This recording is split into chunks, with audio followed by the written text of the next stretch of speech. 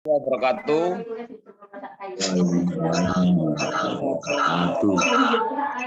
Salam sejahtera semua. Ini mohon semua mikrofonnya dimatikan, Bapak Ibu. Sebentar Pak Parni.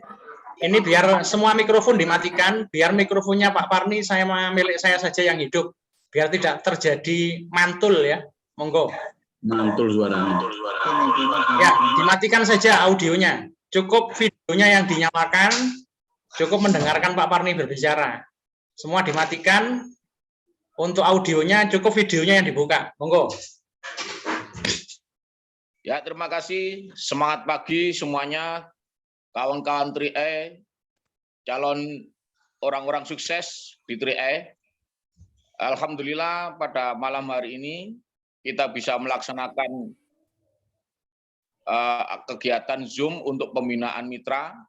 Ini harapan saya memang nantinya kawan-kawan yang ada di 3E di jaringan saya ini nanti bisa untuk menceritakan atau tanya jawab nanti setelah ada penjelasan dari Dan Wahid Hasim tentang kendala-kendala apa untuk menceritakan 3E atau mereka yang baru melangkah yang ingin sukses di 3E. Nanti kita bahas bersama-sama di sini. Mungkin nanti kita bisa tukar pengalaman. Mudah-mudahan acara ini nanti bisa berkelanjutan. Mungkin nanti teman-teman punya pendapat. Acara Zoom seperti ini nanti kita adakan berapa kali dalam sebulan atau dalam seminggu atau dalam 2 minggu sekali mungkin. Nanti teman-teman bisa memberikan masukan-masukan karena di musim pandemi ini walaupun sekarang sudah mulai berkurang, kita kan jarang-jarang ketemu, bisa jarang-jarang silaturahmi. Mungkin dengan acara Zoom ini kita tetap bisa silaturahmi walaupun dengan jarak jauh, tapi kita tetap bisa bertatap muka. Mudah-mudahan nanti kesulitan-kesulitan atau kendala-kendala kita dalam bercerita tentang 3E ini nanti ada solusi-solusi yang bisa kita terima. Baik, untuk acara selanjutnya kami serahkan langsung atau kami kembalikan kepada Dan Wahid. Ini dari saya sebagai kata pembuka saja. Nanti kita bisa sharing-sharing. Terima kasih. Monggo Dan Wahid. Baik, terima kasih. Sebelumnya saya cek suara dulu. Gimana suara saya cukup terdengar dengan jelas, Bapak Ibu? Ya, cukup. Oke, makasih. Oke. Jadi memang betul yang dikatakan Dan Parni tadi, penting artinya kita untuk berkoordinasi maupun bertemu. Jadi intinya bisnis yang dijalankan secara tim atau bisnis yang dilakukan secara network ini, saya buka dulu video saya. Ini memang butuh kita untuk sering berkoordinasi Bapak Ibu. Kita ini yang harus dipahami oleh Bapak Ibu, kita ini bukan bisnis pribadi Bapak Ibu ya. Ini adalah bisnis yang berbasiskan network atau berbasiskan jaringan. Maka kalau kita sudah tahu bahwasannya bisnis ini adalah berbasiskan network atau berbasis jaringan, maka sebuah pertemuan untuk melakukan koordinasi adalah sebuah keharusan. Untuk itu karena kalau kita ketemu sering-sering secara tatap muka langsung di suatu tempat itu kayaknya agak ada kendala ya. Yang pertama karena faktor jarak, yang kedua karena faktor waktu ya, masing-masing dari kita sibuk semuanya, sehingga kalau kita ingin bersepakat bertemu di satu tempat itu kayaknya agak sulit. Nah, karena di sini kita sudah terbiasa mendengarkan WFH, work from home, kerja dari rumah, semuanya dikerjakan dari rumah, kita sudah mulai terbiasa menggunakan beberapa alat jejaring sosial agar kita bisa saling berkomunikasi dan kita bisa terhubung, salah satunya menggunakan Zoom begini, maka kita biasakan Bapak Ibu. Ini ada manfaat banyak Bapak Ibu. Mungkin bagi yang belum terbiasa menggunakan Zoom, malam hari ini sudah mulai membiasakan diri. Ya, yang awalnya tidak tahu bagaimana menggunakan Zoom, pelan tapi pasti kita pasti akan bisa ya. Karena tidak ada yang sulit di muka bumi ini, apalagi ini cuman urusan menggunakan Zoom, tidak ada yang sulit. Kalau kita mau, sudah syaratnya cuman itu Bapak Ibu. Kalau kita dilandasi dengan kemauan atau kalau kita mau, maka sudah pasti kita akan bisa.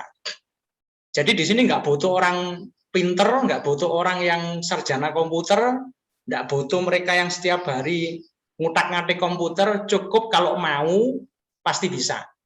Nanti keuntungannya Bapak Ibu, kalau kita itu sering sering menggunakan Zoom seperti ini, maka tidak menutup kemungkinan nanti prospekannya akan seperti Bu Umi Sulistianingsih. Jadi di tim SMB ini ada 2 mitra yang alhamdulillah aktif ya melibatkan saya untuk prospek secara online dan selalu berhasil gitu ya. Bukan karena ini Bapak Ibu, bukan karena saya di sini ya cukup membantu saja. Keberhasilan itu sebenarnya semata-mata ya karena Bu Umi sendiri atau karena ada satu lagi ya Pak Sucipto. Nah ini karena ini bukan satu Pak Sugiono, keren ini ya. Halo Malaysia, gimana kabarnya? Iya luar biasa ini Pak Sugiono ini mitra kita dari Malaysia ya. Ponorogo tapi sekarang jadi TKI di Malaysia Pak Sugiono. Ini semangatnya luar biasa ini. Jagoannya Bu Umi ya. Jadi Bapak Ibu kalau kita ini terbiasa menggunakan silaturahim online semacam ini, pakai Zoom seperti ini, maka tidak menutup kemungkinan nanti kita akan bisa terus mendapatkan ilmu baru, tidak harus ketemu. Ya, kita bisa ketemu secara virtual seperti ini agar nanti Bapak Ibu mendapatkan pengalaman dan ilmu baru dari beberapa leader yang membina panjenengan. Mulai dari saya, nanti ada Pak Nuryadi, ada Pak Suparni dan seterusnya. Kalau sampai sudah dapat ilmu, kemudian juga sudah terbiasa menggunakan ya alat seperti Zoom seperti ini, nanti harapannya kita kalau mau prospek itu bisa pakai video call, bisa menggunakan alat semacam ini ya, alat online yang namanya Zoom seperti ini. Nanti insya Allah akan banyak closingnya ya, saya sudah meyakini itu ya. Jadi bagi saya itu, asalkan orang itu mau dengar, bagi saya itu sudah closing. Itu sudah, hal semacam itu sudah saya biasakan Bapak Ibu. Gak tahu dari mana keyakinan itu muncul, yang jelas begitu saya itu dikasih kesempatan ketemu dengan seseorang untuk prospek, saya yakini pasti closing. Kenapa? Karena bertemu itu sudah merupakan closing. Adapun ketika saya harus berpresentasi pada saat ketemu, baik secara online maupun offline, itu hanya semata-mata untuk menguatkan saja. Itu kalau saya secara pribadi ya. Nah, saya yakin Bapak Ibu di sini pasti akan memiliki keyakinan seperti saya kalau memenuhi 2 syarat. Yang pertama, kita tidak jenuh untuk belajar, karena di sini itu harus belajar Bapak Ibu ya, harus belajar. Tidak cukup kita itu cuman bondo semangat tok ya, tidak cukup di sini. Semangat tanpa diimbangi belajar dengan porsi yang cukup juga akan percuma. Atau belajar tok, belajar saja tiap hari tanpa mau praktek itu juga percuma. Jadi belajar ya praktek, belajar ya praktek. Jadi Bapak Ibu di sini mungkin ya karena saya yang lebih dulu bergabung, kebetulan saya juga memaksa diri saya untuk selalu belajar tiap hari, sehingga secara menyampaikan 3I prospek itu mungkin lebih enak. Kemudian juga saya bisa menyampaikan dengan bahasa yang berbeda-beda. Itu tak lepas karena saya prakteknya tinggi, jam terbang tinggi, tapi saya juga tidak lupa belajar.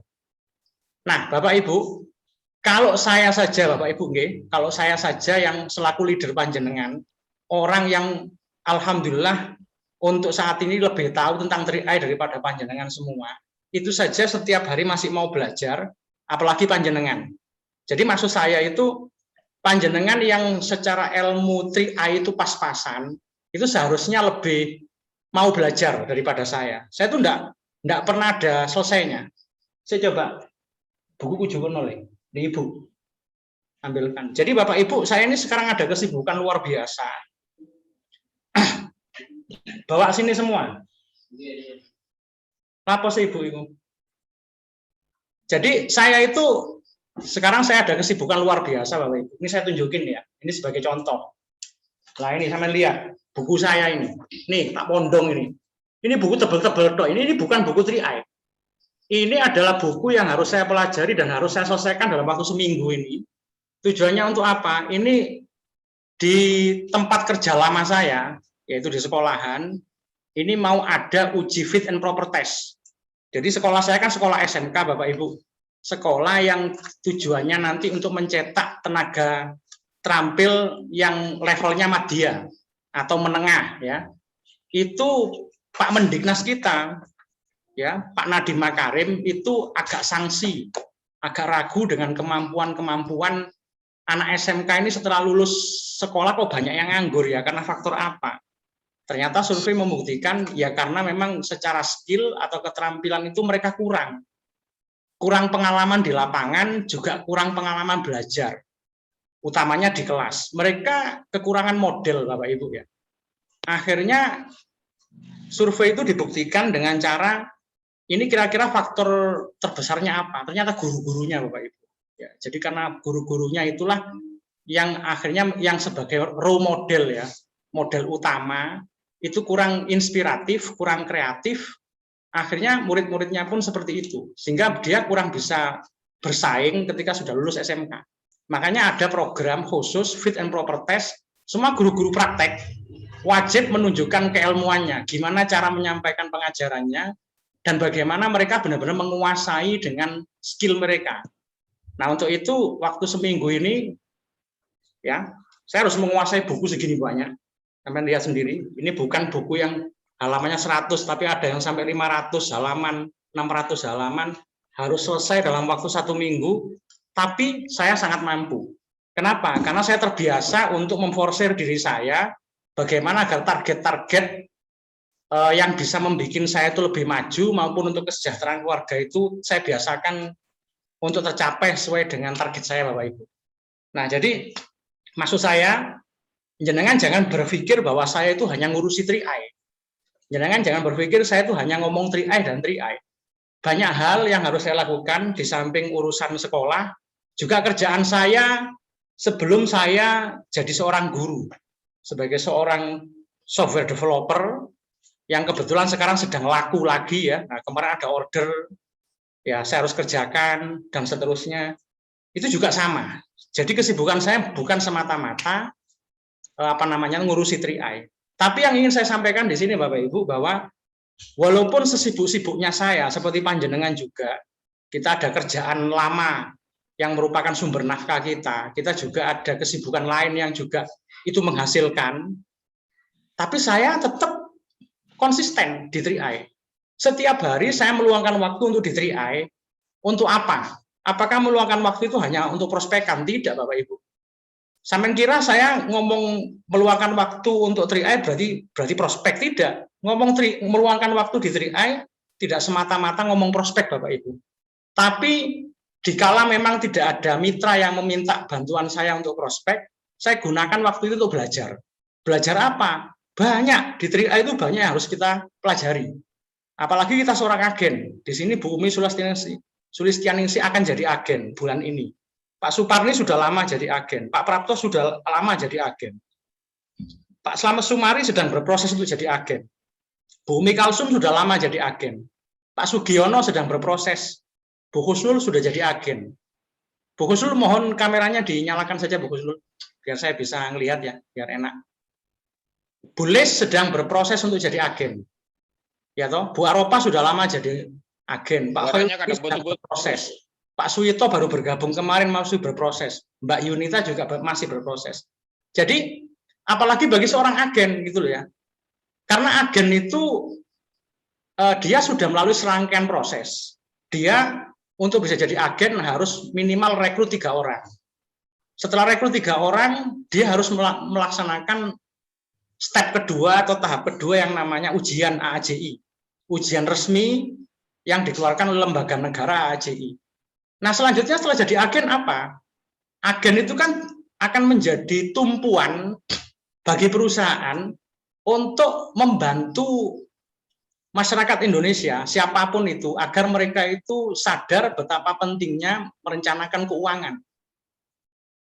Yang kaya saja butuh direncanakan keuangannya, apalagi yang pas-pasan. Jadi mereka kita bantu agar mereka tidak meremehkan masa depan mereka, agar mereka itu punya perencanaan keuangan, agar mereka memiliki proteksi yang nanti manfaatnya bisa kembali ke keluarga itu sendiri. Itulah agen.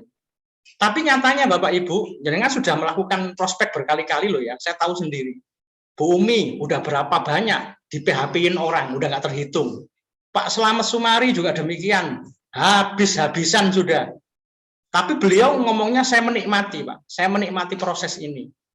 Pak Prapto juga sudah mengalami bagaimana penolakan. Bumi Kalsum juga demikian, ya toh. Pak Sugiono sudah cerita sendiri ke saya bahwa beliaunya di Malaysia bukannya diam, juga ikut menginfokan tentang program dahsyat ini, tapi masih belum ada yang mau.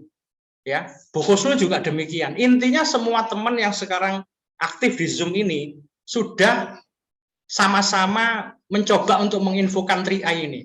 Sudah sama-sama berusaha untuk ngebantu orang lain agar mereka punya perencanaan keuangan, agar mereka tidak meremehkan masa depan mereka, agar mereka punya proteksi untuk keluarga tercinta mereka. Itu semuanya sudah kita lakukan. Tapi apa faktanya apa Bapak Ibu? Kan tidak semua orang langsung terima. Benar nggak? Nah, karena itulah Bapak Ibu, karena itulah kita perlu banyak belajar. Jadi mohon maaf. Ini artinya Bapak Ibu di sini kalau memang benar-benar mau loh ya, mohon maaf, kalau memang benar-benar mau menjadikan 3i ini sebagai salah satu tumpuan penghasilan, salah satu jalan keluar untuk income panjenengan nanti. Ingat ya, saya tidak ngomong proses instan. Bapak Ibu sekarang memiliki kesibukan sendiri-sendiri, memiliki sumber nafkah sendiri-sendiri yang selama ini sudah jalan. Itu silakan dilakukan semaksimal mungkin. Tapi ya gitu, jangan lupa untuk mengalokasikan waktu, menyediakan waktu untuk 3i. Nah, menyediakan waktu untuk 3i ini, kalau tidak bisa setiap hari, setidaknya dalam 1 minggu itu 3 hari kek, 4 hari kek, setidak-tidaknya misalkan benar-benar sibuk luar biasa, sampai nggak ada waktu sedikit pun, kecuali bisanya cuma Sabtu sama Minggu misalkan, ya udah, waktu itulah yang Anda gunakan untuk 3i. Nah, waktu yang digunakan untuk 3i itu bukan semata-mata untuk prospek Bapak Ibu. Kalau memang ada yang diprospek, prospek. Ilmunya nanti dulu nggak apa-apa. Ngelibatin leader yang sudah berpengalaman, sambil menimba ilmu dari leader itu bagaimana cara berprospek yang baik. Tapi kalau memang saat itu tidak ada prospek, wah, nggak ada prospek, terus aku tak jalan-jalan wae, wah ndak ono prospek, aku tak nyantai-nyantai wae. Berarti panjenengan di minggu itu belum menyempatkan waktu untuk 3i. Sementara Anda sudah memiliki komitmen, sudah bersepakat dengan diri Anda bahwa 3i ini akan saya jadikan salah satu tumpuan penghasilan saya nanti. Akan saya jadikan keran penghasilan saya nanti. Memang sekarang masih belum gede hasilnya, memang sekarang sedang proses, mungkin sekarang sudah menghasilkan, tapi saya yakini bahwa ini adalah masa depannya baik. Saya harus konsisten untuk menjalankan bisnis ini. Saya harus meluangkan waktu sesuai dengan komitmen saya. Itu yang penting Bapak Ibu, yang sangat penting di sana. Jadi ketika panjenengan memang apa ya, nggak ada teman yang mau diprospek, tetap saja berproses di 3i. Ya nopo Gus, nyari-nyari orang, nggak perlu. Kalau memang saat itu belum ada orang yang melaksanakan perjanjian sama jenengan untuk ketemu, baik secara online maupun offline, ya udah, luangkan waktu untuk 3i dengan cara apa? Belajar. Seperti saya Bapak Ibu. Jenengan kira saya itu waktu cuma untuk prospek. Tidak. Saya setiap minggu itu tidak selalu closing untuk membantu teman. Ketika tidak ada agenda untuk membantu teman berprospek, ya sudah, yang saya lakukan belajar. Belajarnya dari mana? Belajar dari live channel, 3i Live Channel. Saya belajar dari The Real 3i Network, jejaring sosialnya perusahaan kita. Saya belajar dari Peter Dendi. Saya belajar dari beberapa presentasi yang dikirim oleh leader-leader saya untuk saya pelajari. Jadi seperti itu. Saya belajar terus. Kenapa? Karena di sini kalau ngomong menginfokan 3i, Bapak Ibu nggih, kalau menginfokan 3i, berarti sampean itu harus tahu yang namanya profil perusahaan. Jenengan harus tahu yang namanya pengetahuan produk. Jenengan harus tahu yang namanya marketing plan. Oke, saya ulangi lagi ya. Jenengan kalau mau menginfokan 3i, maka 3 hal ini wajib panjenengan kuasai dengan baik. Dan itu nggak harus instan. Sekali lagi ya, jangan kira, waduh, kalau langsung saya harus mengetahui 3 pengetahuan dasar sebagai pilar untuk saya menyampaikan 3i ini dalam waktu 1 pertemuan, ya tidak akan bisa Bapak Ibu. Ini yang paling ahli ini Bu Umi Kalsum sama Bu Umi Sulistianingsih yang seorang guru ini. Bahwa menyampaikan sebuah kompetensi itu tidak harus selesai dalam 1 waktu. Setiap guru punya perencanaan, mungkin satu guru dengan guru yang lain, dengan pelajaran yang sama, kompetensi yang sama, cara menyampaikannya berbeda. Karena setiap orang itu punya punya rencana khusus. Kalau suara saya putus-putus mungkin jaringannya Pak Parni. Gimana Bapak Ibu yang lain, suara saya cukup jelas nggak? Jelas. Ya, berarti miliknya Pak Parni nih yang jaringannya agak trouble nih. Oke, jadi saya lanjutkan lagi nih. Terus yang harus dipahami Bapak Ibu di sini, luangkan waktu panjenengan kalau memang panjenengan bersepakat bahwa 3i ini adalah sebuah bisnis yang nanti akan jadi tumpuan panjenengan, bisnis yang nanti akan panjenengan jadikan kebanggaan karena akan akan menjadi sumber penghasilan panjenengan juga nanti. Maka yuk dikerjakan mulai dari sekarang ya. Dikerjakan pelan-pelan, konsisten, itu yang penting. Jenengan harus tahu produk knowledge, pengetahuan produknya. Kita ini sedang memasarkan kepada orang lain untuk membantu perencanaan itu apa sih produknya. Oh, Carling Promix. Carling Promix itu kayak gimana sih? Kemudian jenengan juga harus tahu marketing plan. Kalau udah ngomong bisnis, tahu marketing plan lah. Tahu apa itu bonus rekrut, tahu itu apa bonus level, bonus posisi, prosentasenya. Tapi pelan-pelan ya, enggak harus belajar langsung gitu, pelan-pelan saja belajarnya. Seminggu ini tahu apa arti bonus rekrut dan gimana cara mendapatkannya, tahu bonus elit itu kayak gimana dan seterusnya. Belajar pelan-pelan Bapak Ibu. Nanti product knowledge sudah tahu, marketing plan sudah tahu, ganti untuk belajar tentang profil perusahaan. Kan itu yang sering jadi masalah kita ketika prospek di lapangan. Belum sudah dikatakan abal-abal, belum sudah dikatakan bodoh, ya toh.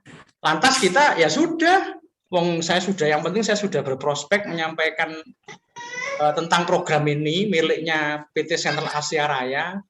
Tapi ya teman-teman nggak ada yang mau gubris, mereka menganggap ini adalah abal-abal, bodong sebagainya. Pasti kita akan menyerah di sana sudah. Kenapa demikian? Satu kuncinya Bapak Ibu. Karena panjenengan kemampuan atau pengetahuan tentang produk knowledge itu kurang. Kemampuan tentang profil perusahaan itu kurang. Ya. Sehingga karena kurang pengetahuan tentang profil perusahaan itu yang menjadi jenengan nggak bisa jawab apapun. Contoh gini ya, contoh Bapak Ibu ya. Ini sebenarnya saya merencanakan untuk buka slide. Ini hanya mukaddimah ya, hanya pembukaan saja ya. Tapi nanti kalau saya perlu untuk buka slide, saya akan buka slide. Sementara saya akan ngomong sebentar saja. Seperti ini contohnya Bapak Ibu. Contoh pengetahuan tentang profil perusahaan. Dikala panjenengan itu menyampaikan tentang 3i Network, lantas panjenengan dikatakan bahwa apa yang saya sampaikan ini adalah abal-abal, bodong, tidak resmi, sebagainya. Kalau jenengan tahu profil perusahaan, jenengan dengan santai akan menjawab. Kalau panjenengan menganggap bahwa ini adalah perusahaan yang abal-abal, duit panjenengan nanti akan tidak berwujud, hilang, dibawa orang, dan sebagainya. Sekarang gini aja deh, coba panjenengan cek ya legalitas daripada perusahaan kita. Perusahaan kita ini legal apa tidak, sama cek sendiri. Lah ngomong ngecek itu ya jangan hanya ngecek Bapak Ibu.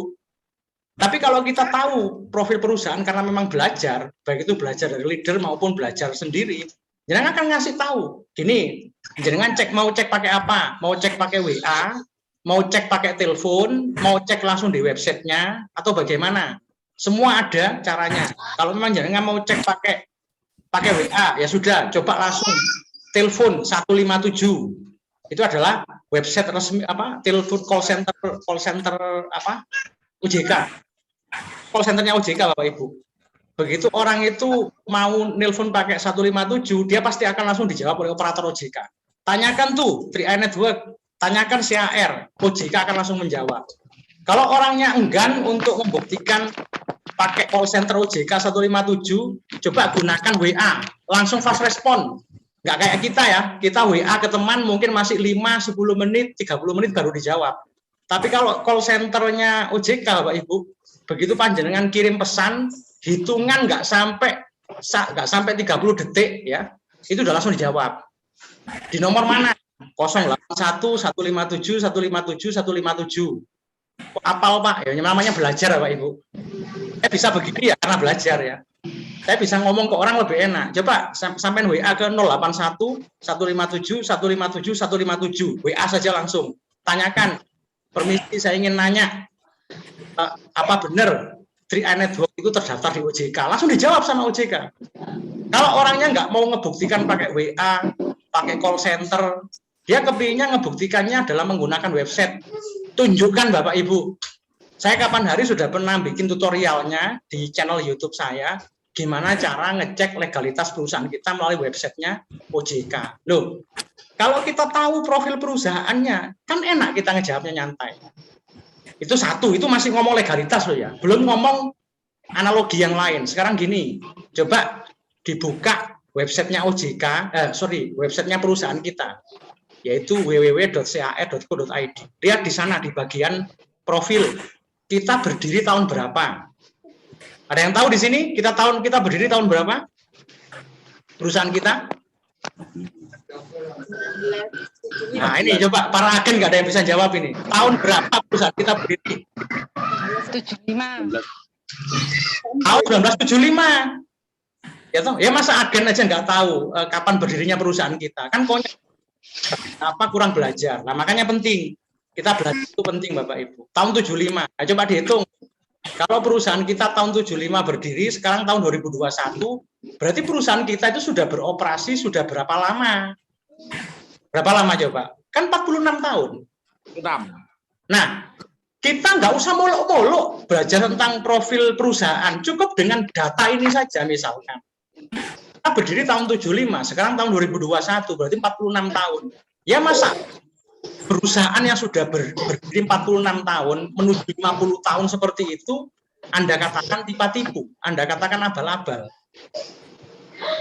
Kalau memang itu tipu-tipu, abal-abal, tentunya sudah 10 tahun yang lalu, paling lama 15 tahun lalu sudah koput, sudah diurus oleh kepolisian.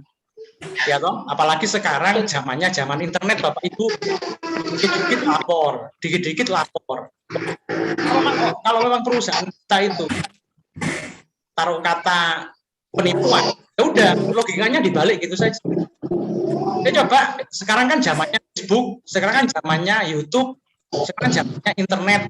Kita langsung saja kok melaporkan ini abal-abal apa tidak, sampai bikin video sendiri, lantas diviralkan melalui YouTube, udah selesai. Perusahaan kita pasti akan tutup. Kenapa? Mereka malu Bapak Ibu. Mereka malu, mereka itu pasti akan diurus polisi, mereka itu pasti akan didemo oleh nasabahnya dan seterusnya. Kan gitu aja sebenarnya, simple kok ini. Cara kita untuk ngasih ke orang lain terkait dengan masalah profil perusahaan. Dan seterusnya. Oke ya, sepakat ya. Jadi saya nggak perlu nerusin di sini, saya nggak lama-lama berbicara. Jadi itulah pentingnya kita itu. Bu Aropa bisa dimatikan mic-nya nggak apa-apa Bu Aropa? Oh, nggih. Oke, dimatikan aja, nggak apa-apa. Nggih. Yang penting bisa ngedenger ya. Nggih. Jadi Bapak Ibu, itu contoh ya, itu contoh pentingnya belajar. Lanjutnya kan nggak akan pernah tahu bagaimana cara untuk menyampaikan info yang baik, nggak mudah walaupun dikatain sama orang, kalau kita secara pengetahuan memang sudah menguasai.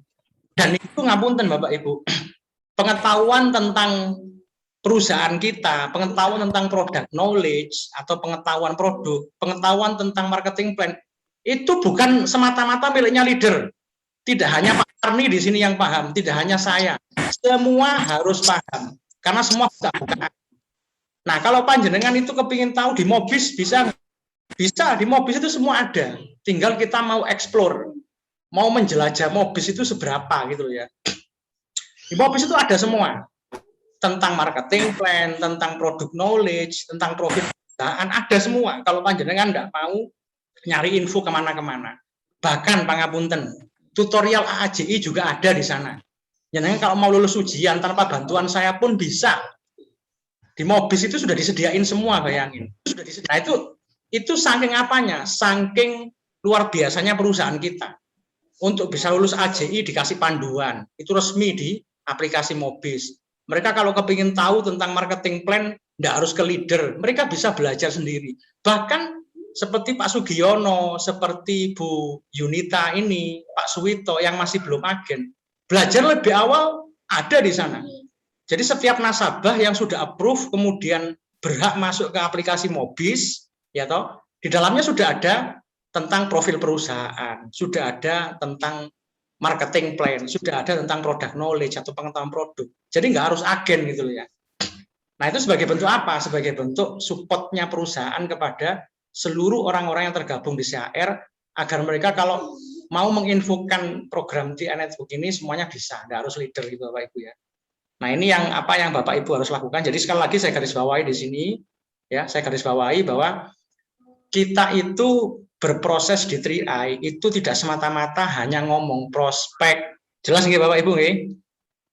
Saya ulangi lagi, kita ngomong 3i Network itu, kita berproses di 3i Network itu tidak semata-mata ngomong prospek. Prospek itu adalah ilmu tingkat dewa. Dia butuh banyak pengetahuan, dia butuh banyak jam terbang, dia butuh banyak pengalaman. Ya. Maka agar pengalaman jenengan bertambah, agar pengetahuan panjenengan bertambah, agar panjenengan juga bisa menyampaikan secara sistematis, toto oleh ngomong, agar jenengan bisa buka mindset, itu kan semua ada di prospek. Jenengan harus perkuat dengan pengetahuan dan pengalaman. Nah, untuk meningkatkan pengetahuan dan memperkuat pengalaman, caranya gimana? Ya mau belajar. Belajar dari YouTube, belajar dari Facebook, tapi jangan salah belajar, nggih. Nanti tak kasih linknya kalau mau. Belajar ke leader. Terus mau mengadakan pertemuan semacam ini.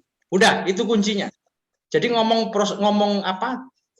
berproses di 3i tidak hanya semata-mata berprospek, tapi juga pas gano jadwal untuk prospek, manfaatnya untuk belajar Bapak Ibu. Lain jenengan kan tidak.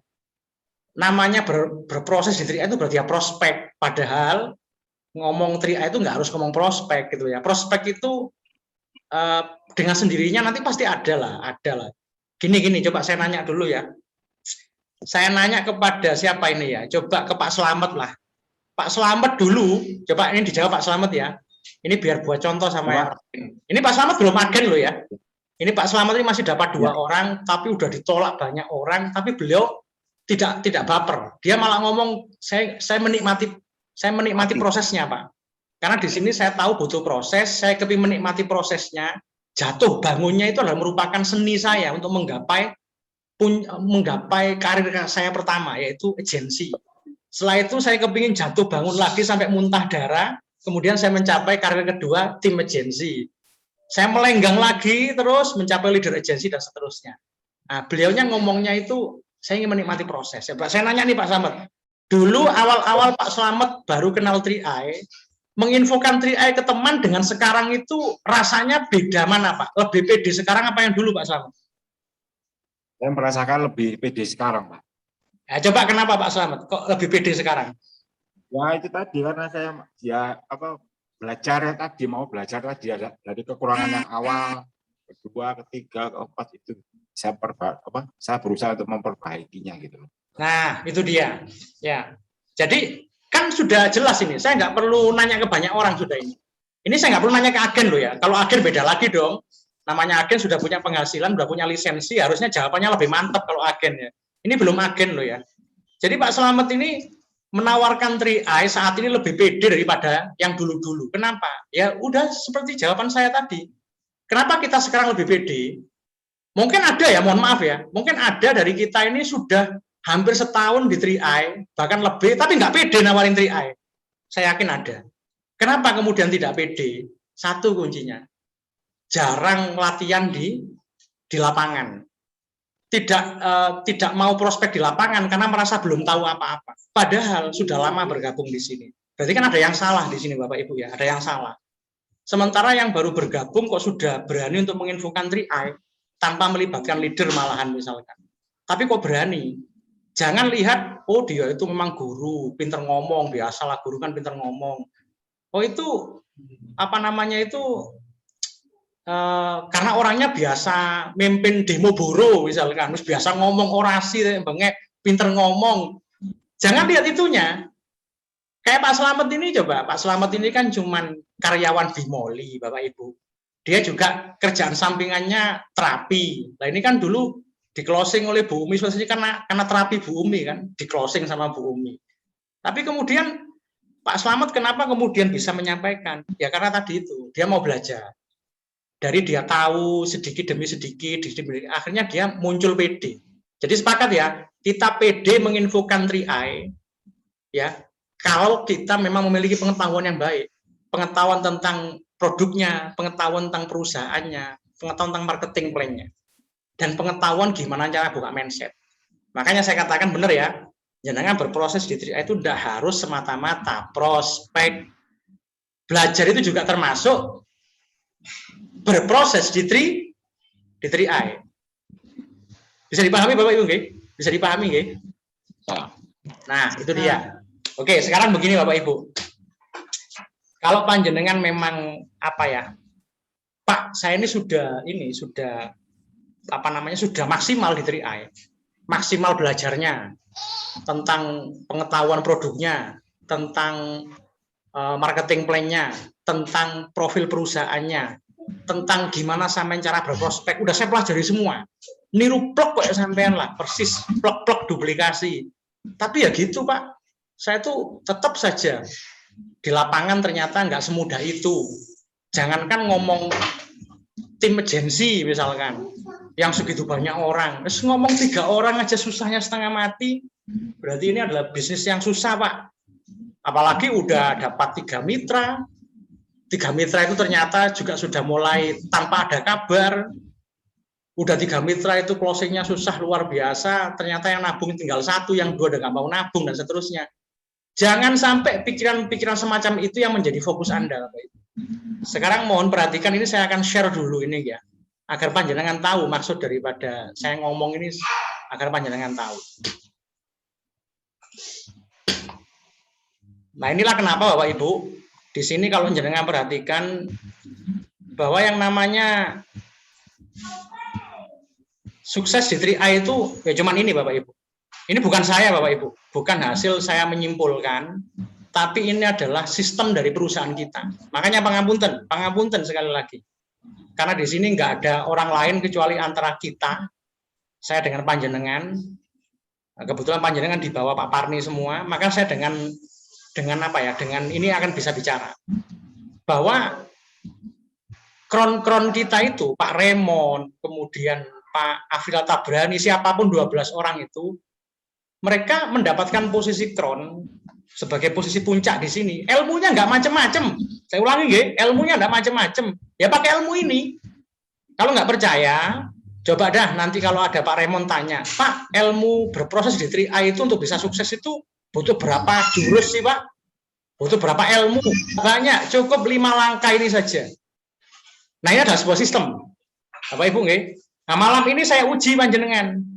Jenengan termasuk orang yang mau dengan sistem ini apa tidak? Kalau jenengan ternyata menolak, jelas panjenengan di sini ngapunten nggih, tidak akan pernah bisa nggak akan pernah bisa melangkah lebih jauh di sini. Jadi kadang-kadang kita tuh melihat teman semangat, tapi diuji dengan sistem ini, akhirnya dia kendor. Nah, berarti dia semangatnya itu semangat apa ya? Semangat palsu, Bapak Ibu, bukan semangat sesungguhnya. Apa sih 5 langkah sukses itu? Yang pertama, impian dan sikap. Sampai sering dapat materi ini, tahu materi ini. Kita itu semangat di 3i karena kita punya impian. Tapi impian itu kalau enggak dibentengi dengan sikap, impiannya akan menjadi redup-redup, akhirnya muntaber, mundur tanpa berita. alias koit sudah. Awal-awal tok semangat di 3A, semangat. Tapi karena dia nggak punya sikap, impiannya akhirnya redup, ya redup, akhirnya mati. Alias nggak punya impian. Makanya di sini selalu berimbang impian dan sikap. Nah, sekarang saya akan ngomong dulu yang namanya sikap. Ini karena waktunya saya nggak kepingin lama-lama ya. Saya ngomong sikap saja dulu, karena saya yakin di sini punya impian masing-masing. Pak Slamet Sumari punya impian. Di 3A ini apa impiannya? Bu Aropa punya impian. Pak Suparni punya impian. Saya tidak perlu nanya impiannya apa. Mbak Yunita punya impian. Pak Khairul Dai yakin punya impian. Bu Umi Sulistianisi punya impian. Ya, Mbak Husnul saya pikir punya impian. Suaminya Pak Subagio saya yakin punya impian. Semua orang di sini saya yakin punya impian. Bulis punya impian. Makanya saya tidak perlu untuk nanyakan impian panjenengan. Sudah simpen impian panjenengan itu sendiri-sendiri. Tidak usah dikata-katain sama orang, pendam saja, tapi wajib diwujudkan. Ya. Nah, yang terpenting dari impian itu apa? Sikap. Sikap inilah yang akan membawa kita nanti akhirnya sukses apa tidak di sini. Bapak Ibu, oke, saya tunjukkan betapa pentingnya sikap. Coba lihat, saya tidak akan, ini akan kita bahas di pertemuan-pertemuan selanjutnya. Saya tidak akan membahas semuanya, saya akan langsung tunjukkan ini saja Bapak Ibu. Oke.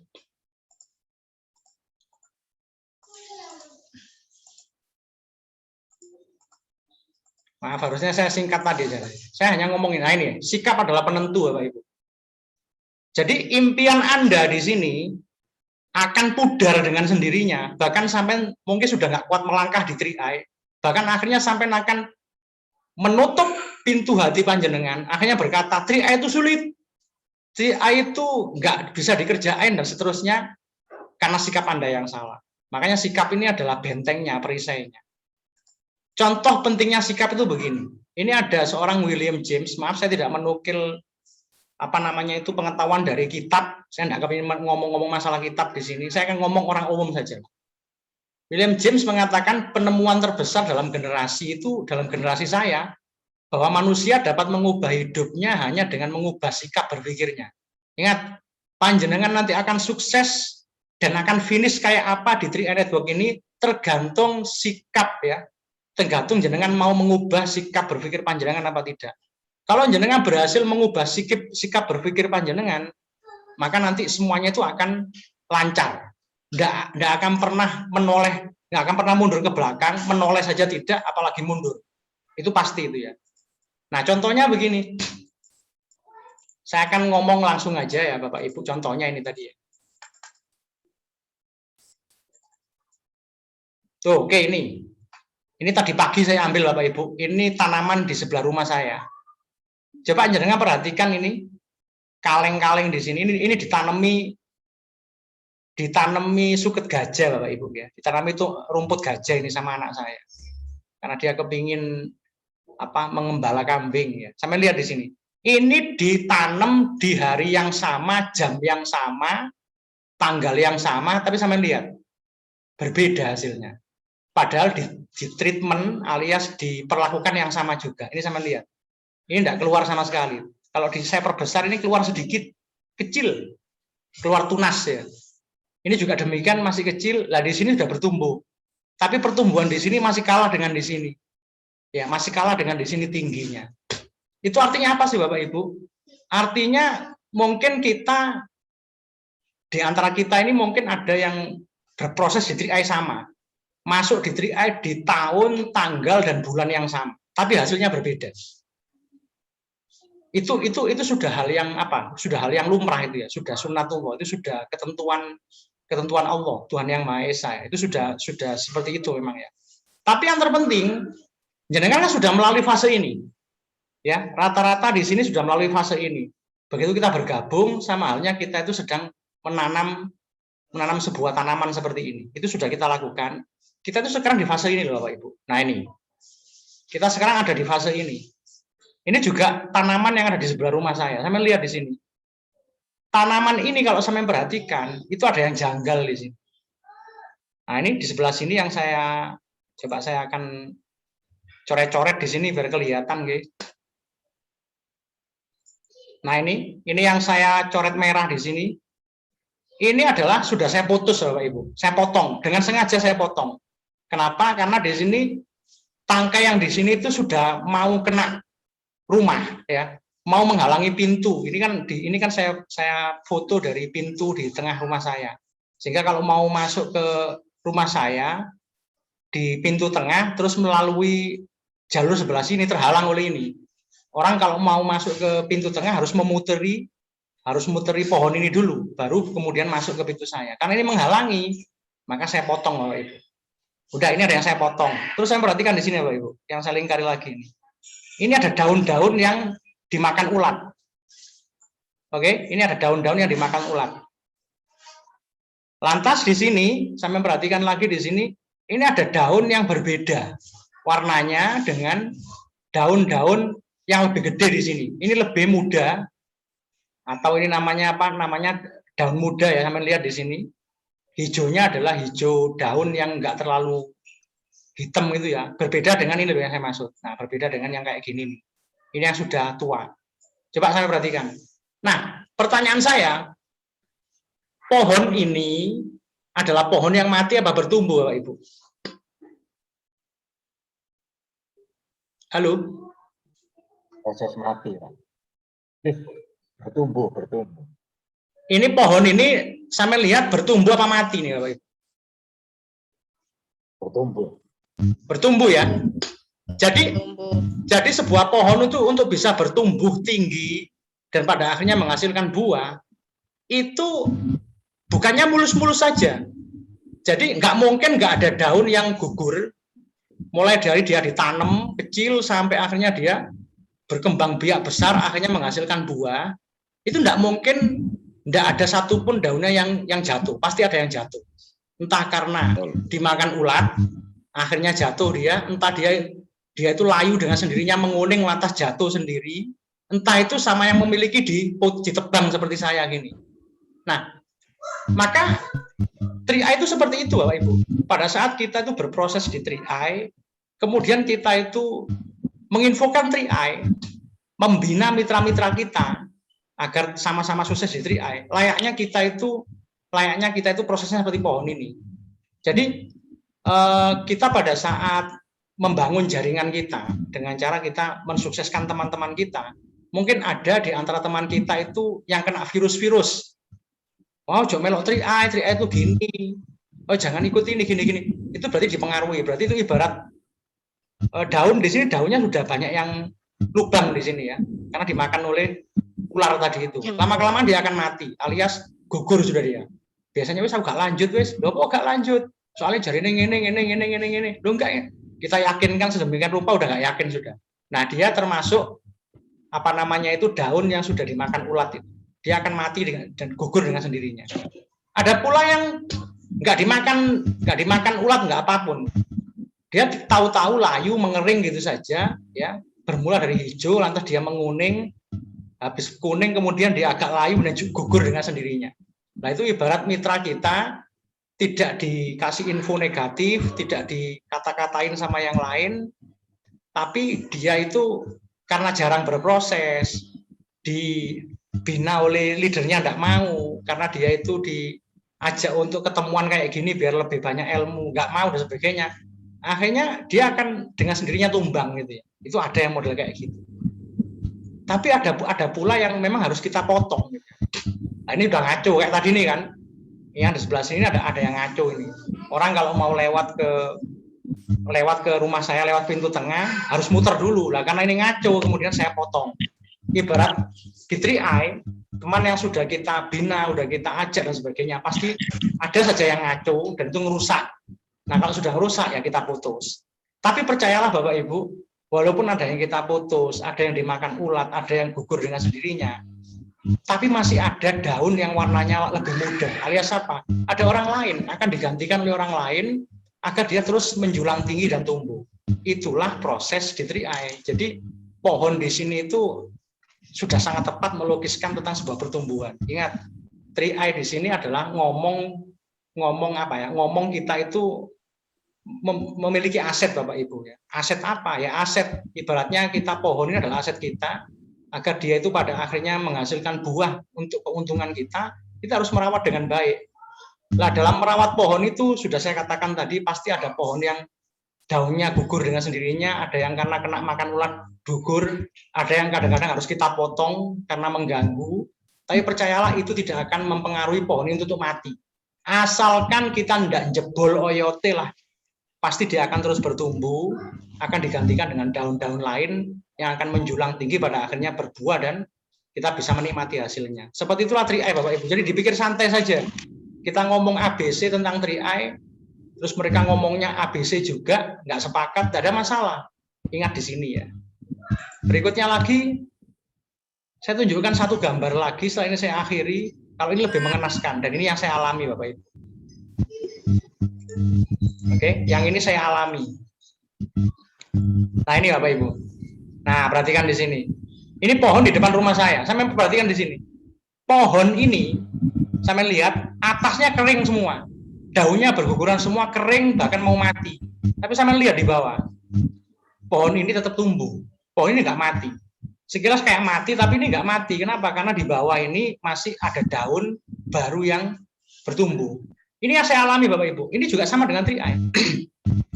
Jadi daun-daun yang di atas di sini itu adalah semacam leader kita. Leader kita tahu-tahu meninggalkan kita. Leader kita tahu-tahu enggak ngereken sama kita. Tapi hal itu jangan lantas membuat kita itu juga mati bertumbuh di sini. Pertumbuhannya harus kita lanjutkan ya. Kalau memang kita memandang triai ini sebagai sebuah tumpuan kita nanti. Nah, seperti ini yang saya alami. Dulu pada saat saya ditinggal leader-leader saya, berarti ini kan ibarat pohon itu mati di atas ini. Tapi saya masih bertumbuh di sini bersama dengan jaringan saya. Dan ini saya yakini nanti akan terus tumbuh besar, akhirnya menghasilkan buah yang saya harapkan. Nanti pada akhirnya di sini nggak perlu saya potong, dia akan dengan sendirinya patah dengan sendirinya, karena di sini akan mengering dan mengering. Nah, beda dengan yang di bawah ini. Jadi itulah macam-macam tanaman itu bertumbuh. Ibaratnya triai, kita ini di sini mengajak teman untuk punya perencanaan keuangan. Itu ibarat tadi itu kita sedang baru tanam. Pada saat kita mengajak mereka, kadang pertumbuhannya cepat, kadang juga lambat. Ya. Kemudian ketika sudah bertumbuh, ada yang berguguran, ada yang harus kita potong. Tapi yakini, pertumbuhan itu memang seperti itu. Bahwa pohon itu untuk bisa menjulang tinggi dan akhirnya berbuah, pasti ada yang tumbang, mesti ada yang dipengaruhi sana sini, tapi jangan itu jadikan alasan kita untuk tidak berproses di triai.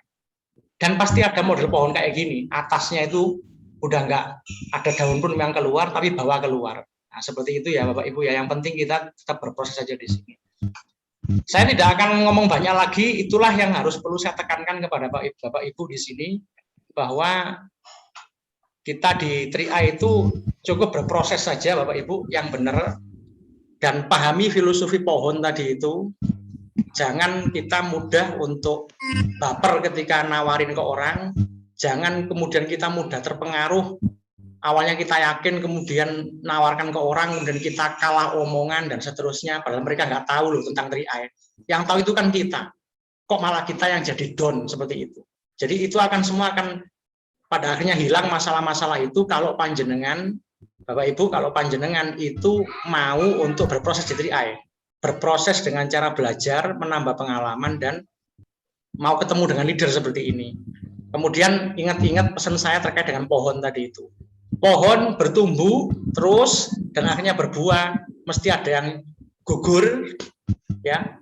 Pohon ininya daunnya pasti ada yang berguguran, baik itu gugur dengan sendirinya karena kemakan ulat maupun harus kita potong kayak tadi itu.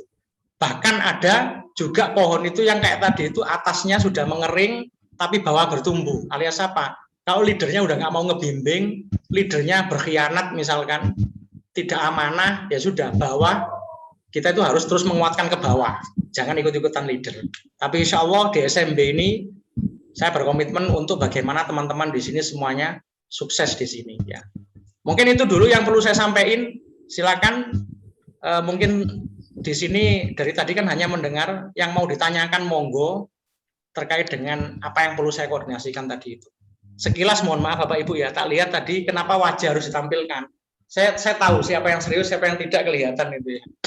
Nah, itu sebagai cara saya membina memang Bapak Ibu. Monggo, bagi yang mau untuk sharing di lapangan atau ada yang kurang jelas dari apa yang saya omong tadi, atau mungkin ada yang tersinggung, biasalah namanya orang nyuntik itu kan begitu. Monggo, monggo. Begitu Pak Parni? Siap.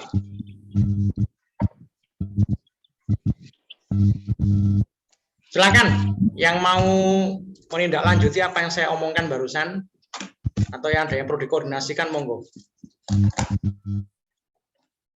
Monggo barangkali ada yang tanya-tanya atau mungkin yang sudah proses. Saya mau tanya tapi dari banyak Parni. Ya. Wah, Monggo Bu.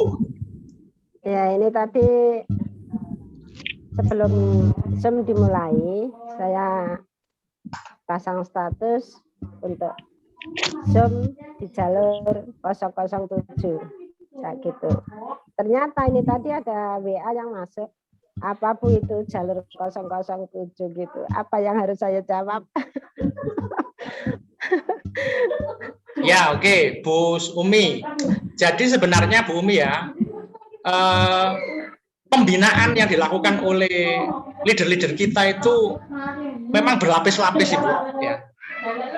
Ya. Sebentar, saya ngelihat dulu.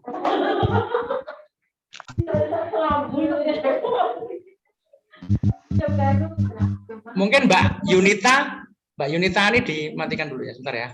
Oke, ininya, mic-nya ya.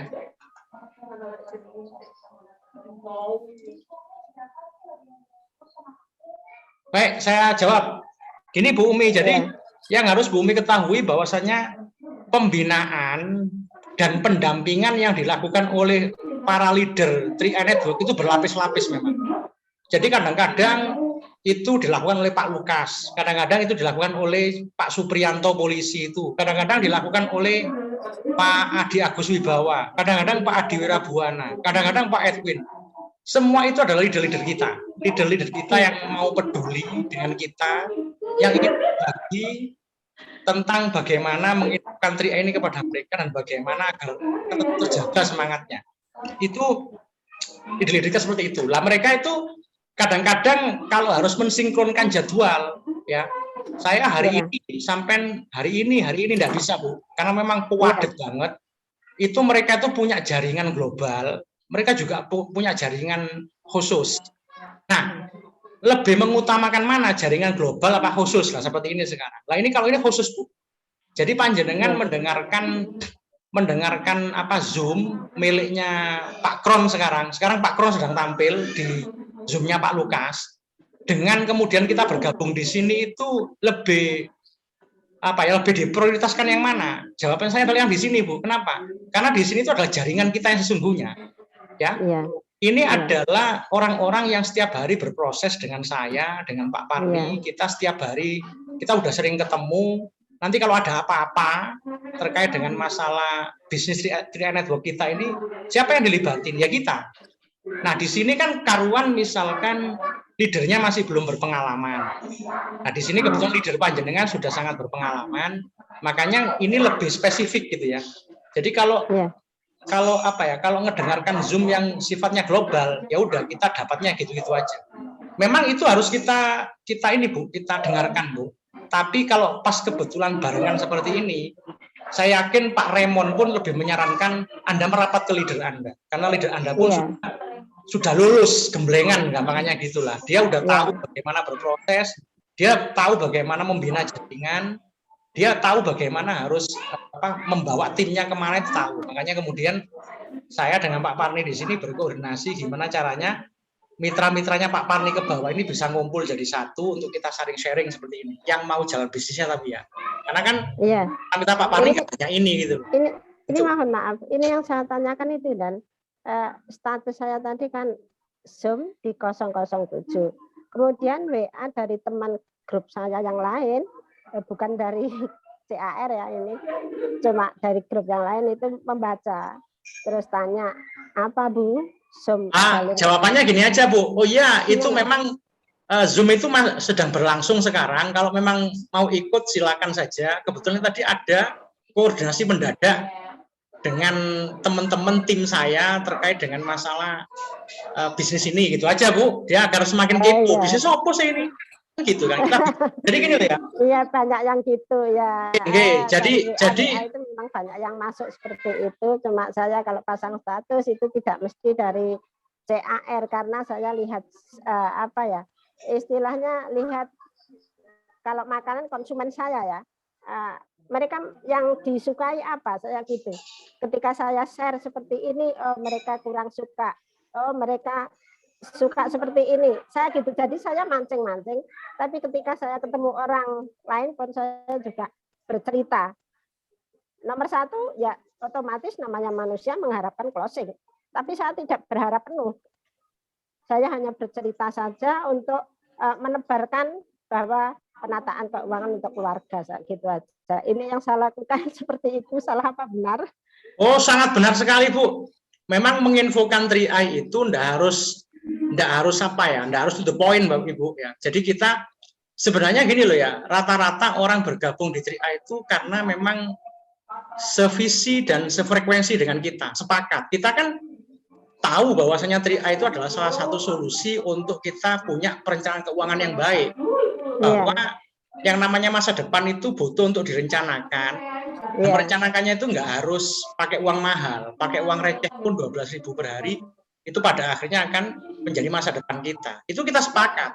Nah, kira-kira kita itu agar orang lain juga sepakat dengan apa yang sudah kita rasakan, itu gimana caranya? Kan kita tidak mungkin langsung ngomong 3i. Jadi kalau kemudian Panjenengan ceritakan dengan cara santai bahwa di sini itu apa ya, jenengan istilah ngudang lah Bu ya. Istilahnya itu di gudang, kemudian mereka sukanya apa, digiring lah gampangannya. Digiring untuk kemudian terjadi keakraban, setelah akrab kita bisa ngomong agak bebas, akhirnya kita sudah ngomong ranah pribadi, apa masalah keuanganmu sebagainya. Itu kan dia akan lebih mendengar Ibu. Memang ngomong di 3i itu tidak bisa langsung instan, kita itu prosesnya lama ya. Yang saya terapkan mungkin sekarang seperti itu. Makanya juga kalau berharap cepat closing gitu nggak bisa, soalnya saya juga melihat membaca situasi gitu. Benar, itu sangat benar sekali Bu Umi. Sampai sudah berproses layaknya seorang agen besar, memang kayak gitu. Sekelas Pak Raymond Ibu ya, Bu Umi ya. Ini Pak Raymond kron kita itu ketika menginfokan 3i ke orang lain itu, padahal dia sudah kron loh Bu, nggak frontal kok Bu, nggak langsung ngomong 3i network dengan 3 keuntungan, tidak.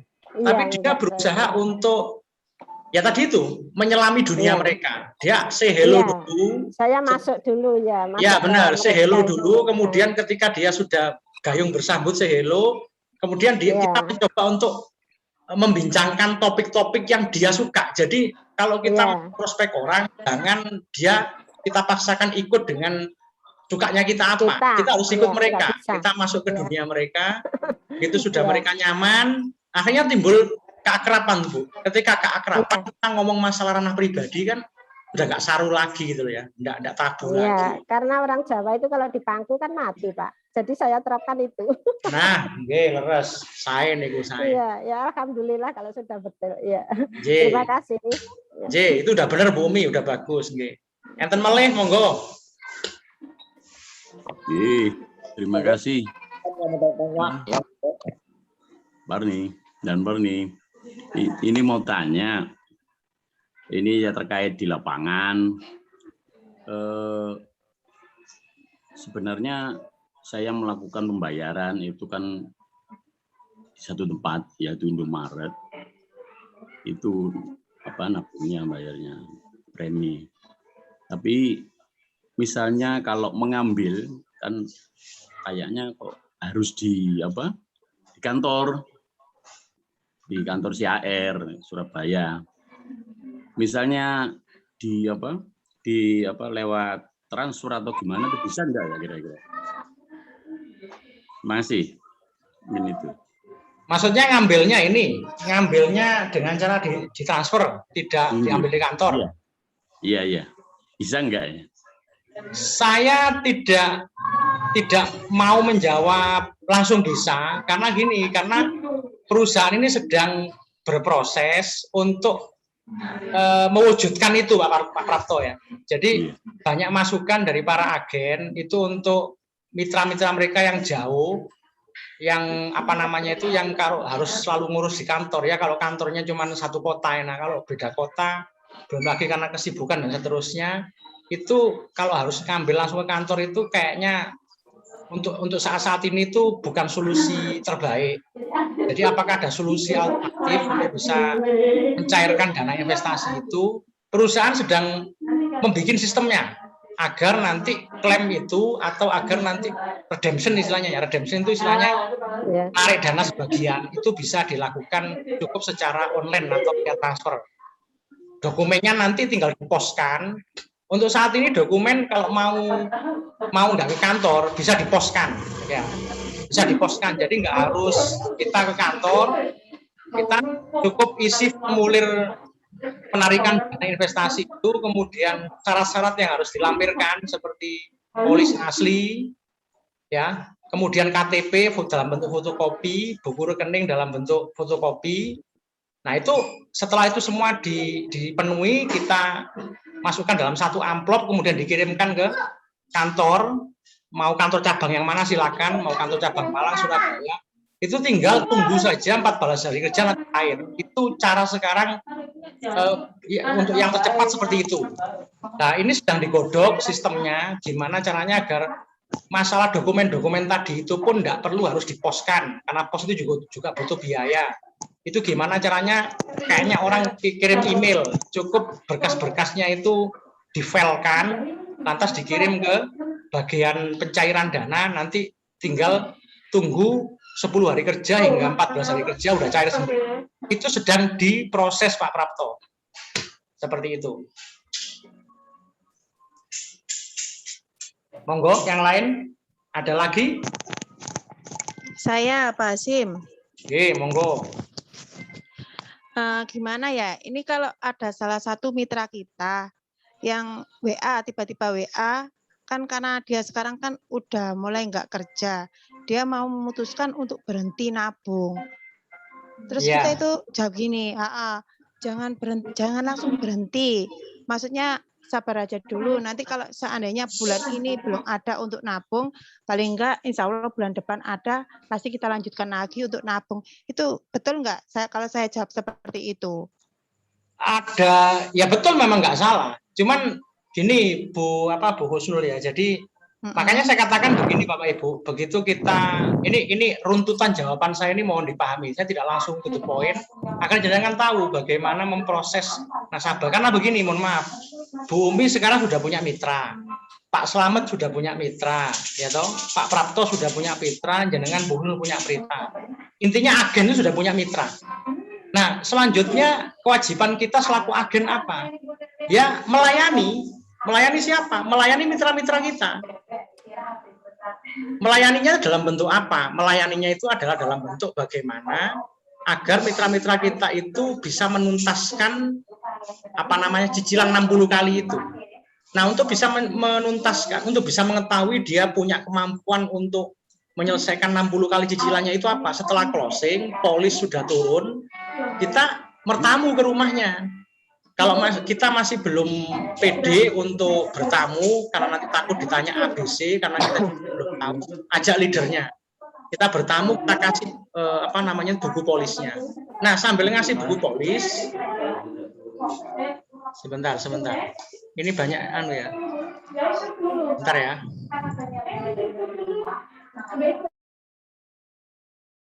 Oke, ya, saya ulangi lagi. Jadi pada saat kita ngasihkan buku polis itu sambil kita nego ulang. Nah, cara negonya begini, Bu Husnul. Nah, ini polis kamu yang istilahnya itu yang kemarin dijanjikan oleh perusahaan. Polis ini simpan baik-baik karena ini adalah kontrak kamu dengan perusahaan. Bahwa nanti investasinya itu akan dikelola dan akan menghasilkan berapa rupiah dari kelolaannya itu plus asuransinya itu nanti semua itu berdasarkan pada kontrak ini. Nah, selanjutnya saya ingin nanya, sampean kira-kira bayar, ini kan bayarnya kurang 59 kali, kan sampai sudah bayar sekali kemarin, tinggal 59 kali. 59 kali itu sanggup nggak dibayar rutin tiap bulan dari saku panjenengan sendiri? Itu tawarin dulu, Bu. Nah, pertama nawari itu. Oh, saya usahakan, pasti kan gitu. Kadang-kadang ya insya Allah macam-macam jawaban orang itu. Nah, nanti kalau sampai kiranya secara rutin 59 kali bayar itu kayaknya agak keberatan rutin. Boleh nggak harus rutin kalau memang benar-benar nggak ada. Jadi per 2 bulan sekali nggak apa-apa.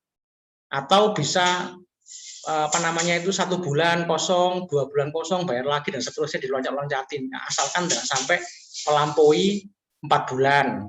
Itu tawaran kedua, Ibu. Kalau kemudian setelah ditawari gitu, dia juga masih merasa berat gitu ya, ya sudah. Sampean kira-kira mau nggak bulan depan itu disubsidi sama perusahaan? Jadi nabungnya nggak harus 350, tapi 150.000. Orang kalau mau dengar disubsidi nggak mungkin nggak mau, Bu, pasti mau. Nah, ketika mau, itulah saatnya kita benar-benar melayani dia, agar dia juga punya tim seperti kita, minimal 3 tim. Karena dengan 3 tim itu dia akan mendapatkan subsidi 200.000. Setelah nanti 200.000 benar-benar masuk rekening dan bisa membantu nabung mereka, kita nego lagi dia. Nah, kebuktikan bahwa kamu sudah disubsidi 200.000 sama perusahaan. Kalau bulan depan disubsidi penuh gimana? Nggak bayar sama sekali sepeser pun 350 itu yang bayarin perusahaan. Ya udah dibantu lagi. Kita edukasi, Bu, ya, agar mereka itu bisa jalan bisnisnya. Jadi CAR itu, Bu, ya, 3i Network itu lahir itu karena sudah melalui sebuah pengujian di lapangan, Bu. Bahwa nabung itu walaupun tidak rugi karena hanya numpuk uang sendiri yang nanti akan bisa kita manfaatkan pada saat kita butuh. Walaupun seperti itu, tapi nyatanya nggak banyak orang itu punya tabungan. Nyatanya banyak orang itu yang keberatan mau menyisihkan sebagian keuangannya untuk dipakai di saat-saat tertentu nanti. Itu faktanya. Makanya karena CAR itu tahu bahwasanya tipikal orang-orang kita itu seperti itu, dia melahirkan 3i Network. Yang salah satunya adalah kita di sini itu nggak harus sepenuhnya bayar 350 selama 60 kali cicil. Ada solusi di mana kita di sini itu bisa dibantu penuh oleh perusahaan, yaitu dengan cara menjalankan bisnisnya bareng-bareng. Nah, seperti itu, Bu, caranya, Bu. Jadi kalau sudah terjadi kejadian kayak begitu, coba dinego ulang.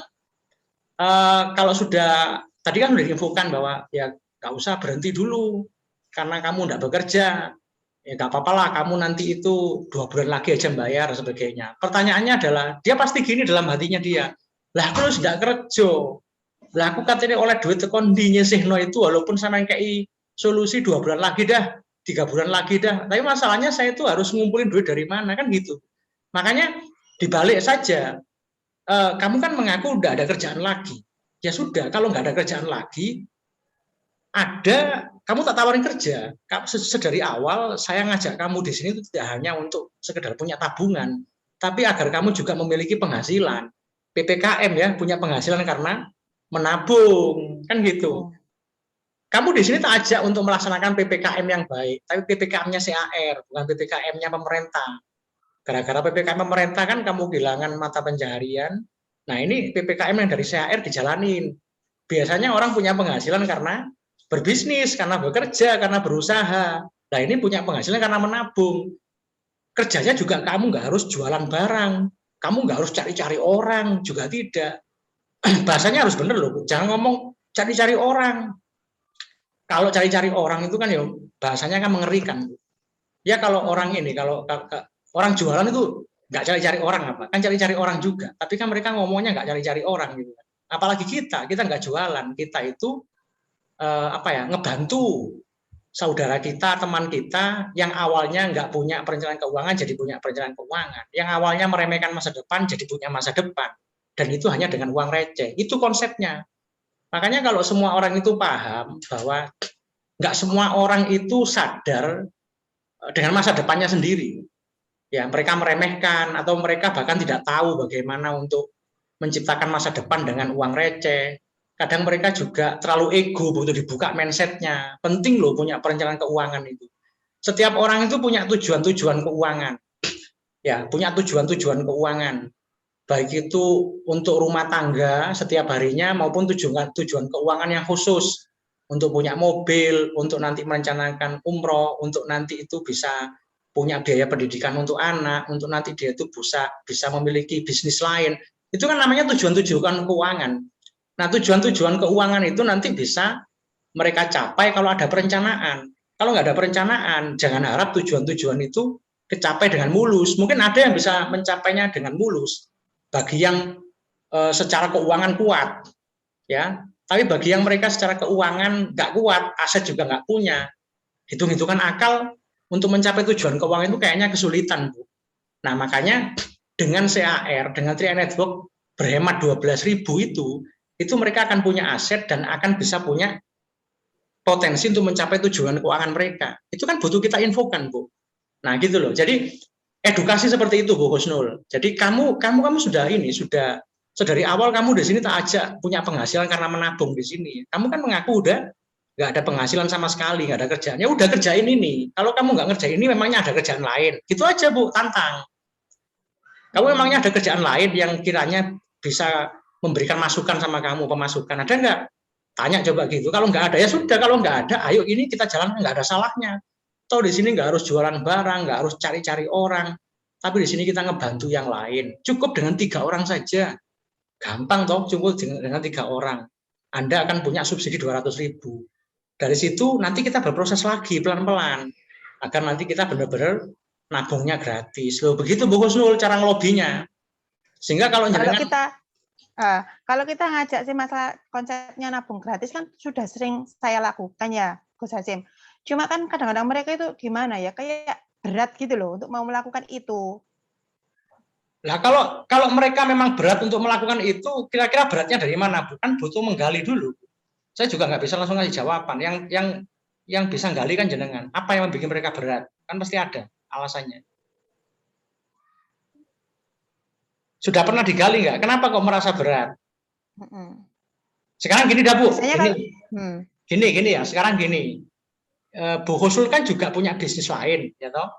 Selain CAR itu. Kalau misalkan bisnis itu sampai tawarkan kepada mitra pean tadi, misalnya awakmu tak tawari bisnis yang lain bukan CAR, tapi jualan loh ini. Kamu harus jualan secara online kayak, atau kamu harus door to door kayak, ya apa caramu yang penting produk ini laku. Oh mau lah. Sekarang ketika dia itu jawab mau, ingat ini hanya untuk mancing dulu. Ketika dia mau loh, ini loh jualan. Satu, kamu keluar duit untuk menjadi member dan untuk membeli produk, dan itu nggak akan kembali, namanya juga dibelanjakan. Modal. Ya toh modalnya itu nggak bisa balik. Nah kemudian kamu juga harus jualan aktif nih, jualan aktif di jejaring sosial, maupun kamu harus nego-nego pakai WA, kamu juga harus jalan ke sana kemari untuk jualan. Itu kamu kok mau lakukan? Sementara di sini itu modalnya ditabungin, ya toh. Kemudian kita di sini cukup membantu, kerjanya itu ngebantu. Ngebantunya juga bukan secara pribadi tapi secara tim. Terus apa yang membuat kamu keberatan? Kan harus dibandingin itu. Kita harus kreatif lah, istilahnya Bu Husnul. Kreatif untuk bagaimana dia itu akhirnya melek itu ya. Melek tentang peluang ini luar biasa. Belum tentu peluang bisnis dengan berjualan barang seperti itu akan memberikan jalan mulus. Karena yang namanya jualan barang, mohon maaf Bu ya, pasti ada undercutting price. Walaupun ada sebagian perusahaan yang berbasiskan MLM yang berbasis jualan itu nggak ada undercutting price. Tahu undercutting price kan? Jadi persaingan harga nggak sehat. Jadi temannya ngejual 20.000, dia bisa jor-joran 15.000 dah ke saya. Itu namanya undercutting price. Supaya apa caranya dia laku, akhirnya jualannya itu ngawur secara harga. Nah itu karena namanya undercutting price. Itu mungkin loh Bu. Seperti itu sangat mungkin ketika jualan barang. Tapi kita produknya kan keuangan. Kita tuh ngebayar premi yang itu tujuannya untuk kita sendiri. Masa gini, Bu Husnul, misalkan Bu Husnul join sama saya, preminya enggak usah seperti di Pak Parni. Pak Parni kalau sama ikut Pak Parni itu preminya tiap bulan 350, ke saya saja 300.000. Masa kayak gitu kan enggak juga gitu loh. Jadi semua berlaku sama. Itu enaknya kalau produknya produk keuangan gitu loh. Nah, makanya pinter-pinternya Bu Husnul ngelobi dia. Jadi cobalah kalau kemudian dia nggak mau menjalankan bisnisnya sampai mancing, opo sih nyebabkan kamu nggak mau jalan itu apa? Padahal bisnisnya cuman ngebantu yang lain agar punya perencanaan keuangan. Dan di sini duit yang kamu keluarin itu jadi modal, jadi tabungan kamu. Tabungannya bukan tabungan biasa tapi tabungan investasi. Harusnya kan nggak ada alasan. Kamu juga diproteksi 21 juta.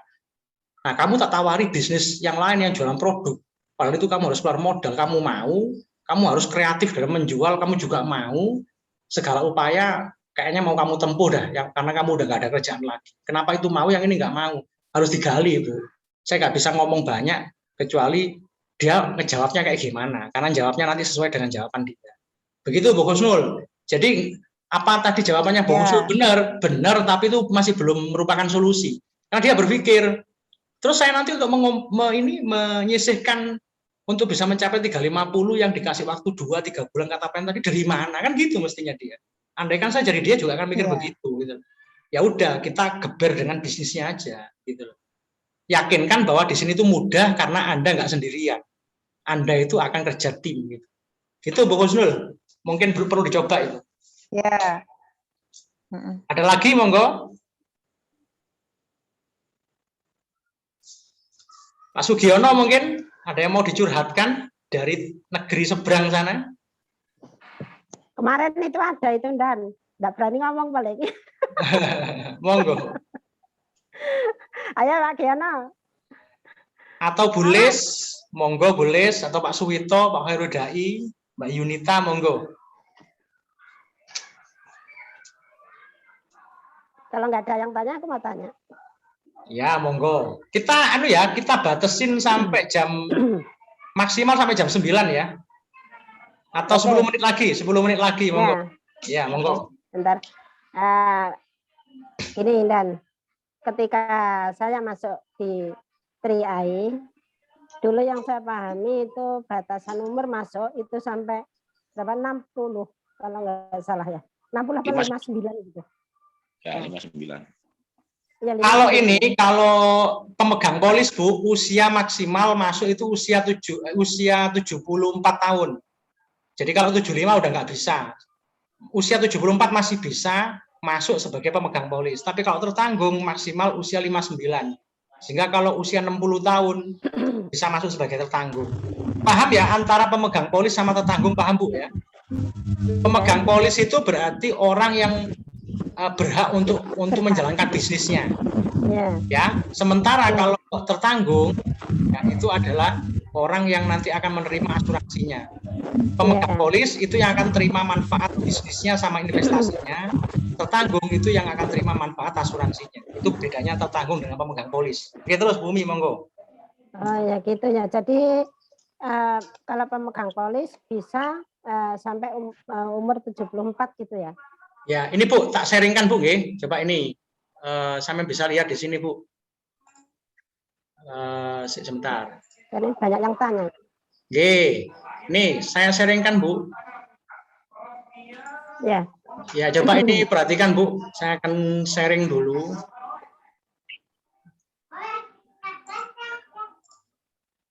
Sebentar Bu, ini saya matikan dulu aja Bu. Ya. Ini saya buka internet Bu. Tanya ini Dan. Ya, bentar ini saya perlihatkan Bu, biar sampai tahu Bu ya. Ya. Nah ini Bu, saya sedang ngebuka websitenya trianetwork.com. Kalau sampai lihat di sini Bu, nah ini ada Carling Promix. Ini kita klik lebih lanjut ya. Di sini di halaman depan ada Carling Promix. Jadi Ibu, Bumi atau yang lain di sini ketika ditanya tentang produk kita gitu ya, langsung aja masuk ke trianetwork.com. Misalkan kepingin mengetahui lebih lengkap di bagian produk, ini Carling Promix. Klik lebih lanjut.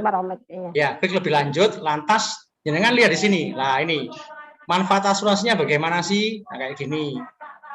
Ya, Carling Promix itu nilai investasi di akhir pertanggungan apabila tertanggung tetap hidup dan polis masih berlaku. Maksudnya kalau orang yang gabung di sini itu masih hidup sampai usia 45 tahun, maka dia nanti akan dapat nilai investasi saja tanpa dapat asuransi ya. Itu. Tapi kalau kemudian nilai investasi apabila polis putus kontrak dalam masa pertanggungan, kalau dia kepingin mundur pada di antara masa kontraknya sampai usia 75 tahun, kok dia mau mundur, maka dia dapat nilai investasi tunainya, nggak dapat asuransi.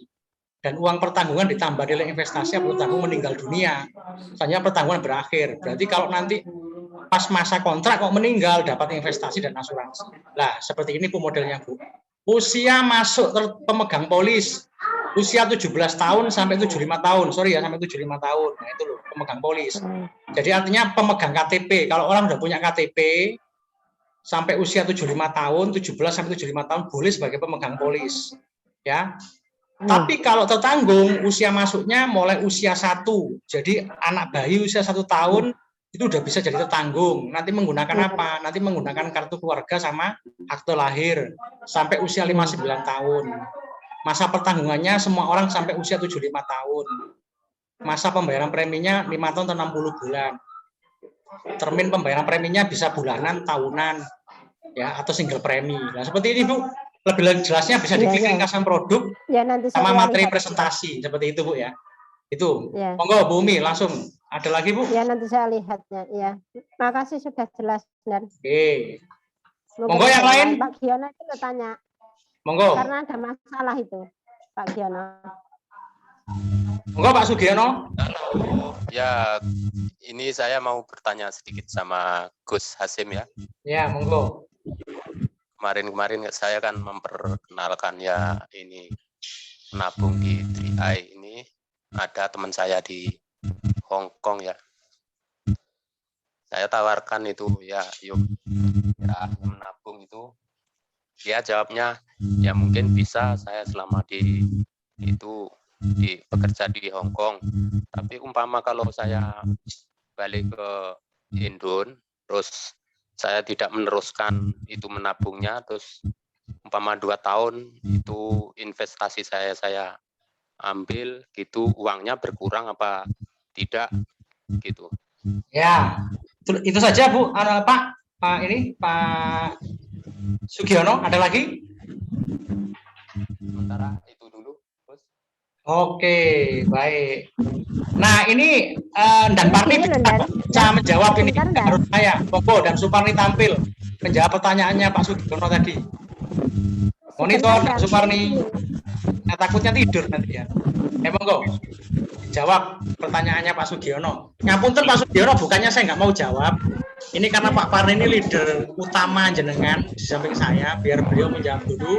Nanti kalau kurang lengkap bisa saya tambahi. Gitu ya Pak Sugiono ya. Monggo Pak Parni. Izin bagian ya.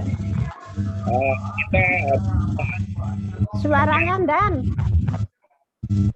ya Suaranya. kurang ya.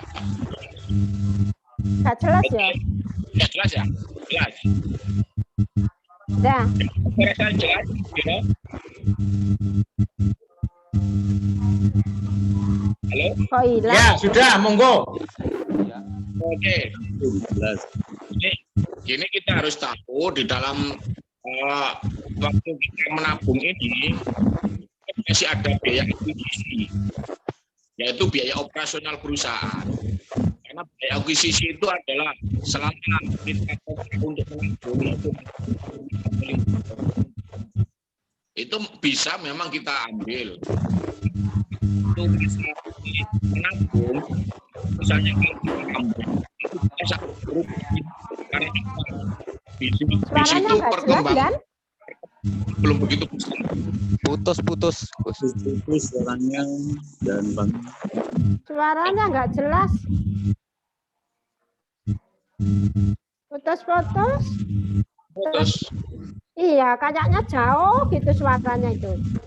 apa dekat ya? Iya. Halo. Jelas. Iya ini tadi pakai headset saya ini. Kayak kok jauh banget. Putus-putus terus. Coba videonya aja, suara saja saya. Begini, karena di dalam waktu proses masuk menabung, itu kan kita harus ingat, kita ada biaya akuisisi. Jadi biaya akuisisi itu kan kita selama menabung atau nyicil itu 5 tahun. Di situ sudah dijelaskan untuk biaya akuisisi tahun pertama itu adalah 60%, yang 40% investasi. Untuk di tahun kedua, biaya akuisisinya adalah 25%, yang 25% masuk investasi. Sedangkan di tahun ketiga itu biaya akuisisinya 10%, yang 90% masuk investasi. Yang di tahun keempat dan kelima biaya akuisisinya adalah 5%, yang 95% masuk investasi. Nah, di tahun ke-6 kita sudah bebas atau sudah berhenti menabung, itu 100% masuk ke investasi.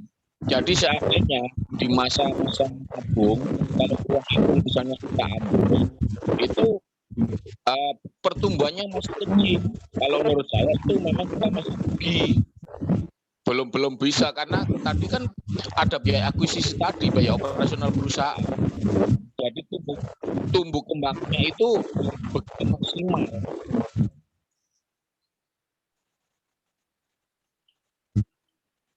Sudah jelas Pak Sugiono?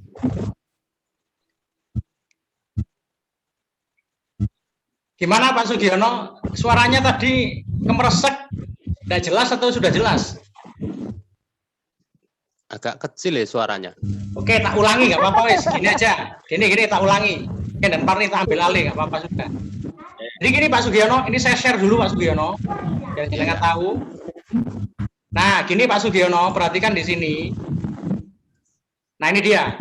Jadi untuk menjawab teman panjenengan yang di Hong Kong tadi, kan tadi pertanyaannya, kalau saya ikut ya mungkin bisanya cuman selama di Hong Kong saja. Nanti kalau udah pulang ke Indonesia kayaknya sudah nggak bisa ikut.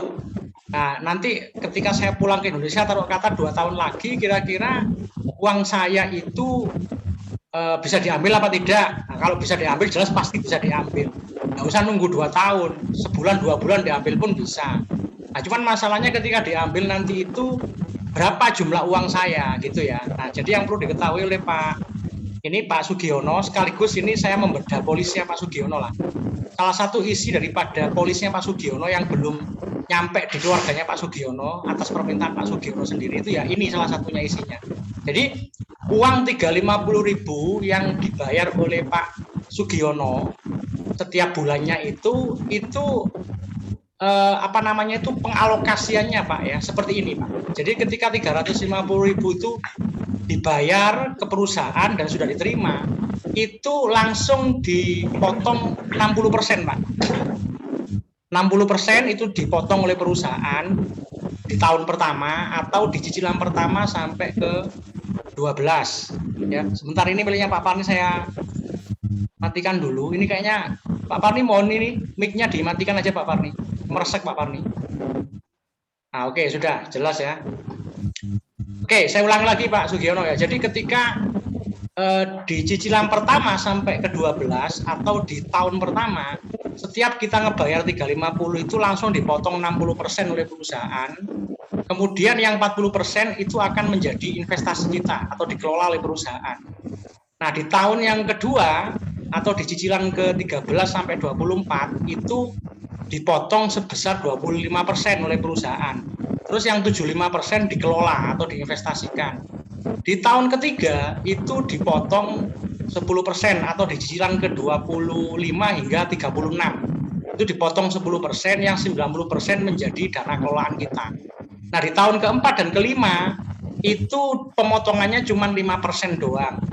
Itu dipotong 5%, kemudian yang 95% jadi investasi kita. Di tahun ke-6 sudah nggak ada pemotongan karena sudah selesai menabungnya atau sudah 60 kali, tapi nanti 100% itu akan dikelola oleh perusahaan.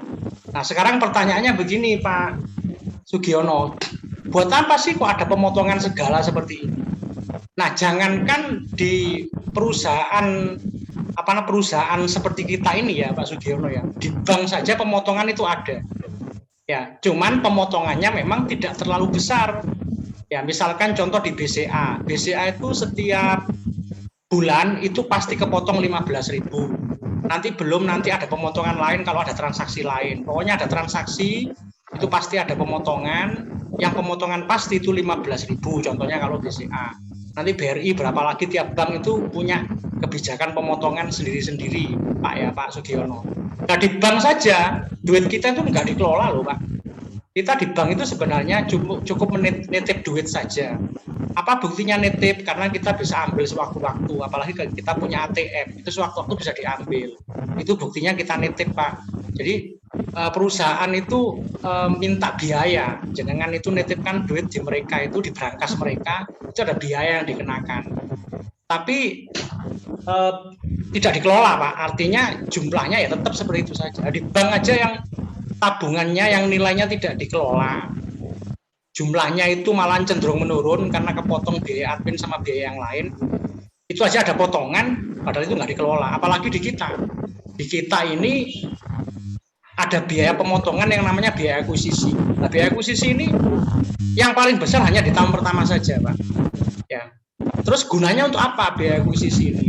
Biaya akuisisi ini adalah biaya yang dipakai oleh perusahaan untuk pertama, untuk menggaji para agennya, Pak. Jadi mereka itu untuk menggaji para agen. Jangan-jangan semua di sini itu punya penghasilan. Cek. Ini kok kemeresek terus ini ya.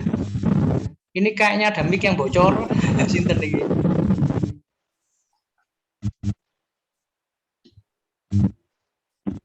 Oke ya, saya lanjut.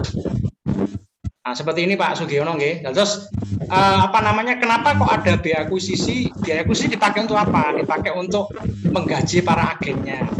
Jadi panjenengan itu setiap bulan itu punya penghasilan, ya, dapat subsidi tabungannya, bahkan punya penghasilan tambahan. Itu ya salah satunya diambilkan dari biaya akuisisi ini, Pak, 60% ini, Pak. Terus dipakai untuk apa lagi? Dipakai untuk kepentingan menggaji manajer investasi mereka. Jadi uang kita itu dikelola dan bertumbuh sebesar 6% hingga 20% tiap tahunnya. Itu ya karena perusahaan itu menunjuk manajer investasi untuk dia kelola sedemikian rupa uang itu agar bertumbuh, Pak. Nah, untuk menggaji manajer investasi itu perusahaan mengambil dari biaya akuisisi ini. Terus biaya akuisisi ini dipakai untuk apa lagi? Dipakai untuk ketika perusahaan dalam mengelola duit itu melalui wakilnya yang namanya manajer investasi, itu ketika dia melihat bahwa ada salah satu perusahaan yang diperkirakan di situ bulan depannya itu sahamnya akan naik, ya, maka manajer investasi akan mengalihkan sebagian dana kita ke perusahaan itu agar kita juga mendapatkan untung maksimal. Kalau itu perusahaannya bukan miliknya Salim Group, ada biaya yang dikenakan, Pak. Contohnya kalau kita lihat di portofolio daripada investasi kita, salah satunya kan di Indosat, Pak. Indosat kan bukan miliknya CHR. Oke, contohnya ini, kita kasih contoh, Pak, ya, biar jelas ini, Pak. Pak Sugiono. Contohnya begini, Pak Sugiono. Ini contohnya. Oke, nah ini contohnya. Ini laporan, Pak. Ini laporan dari perusahaan setiap bulan, itu bisa di-download dari network.com. Sampai lihat di sini, Pak. Nah, ini dia. Ini adalah beberapa perusahaan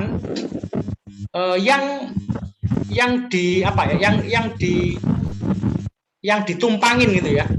Perusahaan yang dipilih gitu, yang dipilih oleh manajer investasi kita untuk memaksimalkan kelolaan dana kita. Nah, sampai lihat di sini salah satunya PT Indosat. Nah, ini saya blok ini ya, PT Indosat. Nah, tuh Pak, kelihatan toh. Nah, Indosat itu bukan miliknya Salim Group, Pak Sugiono.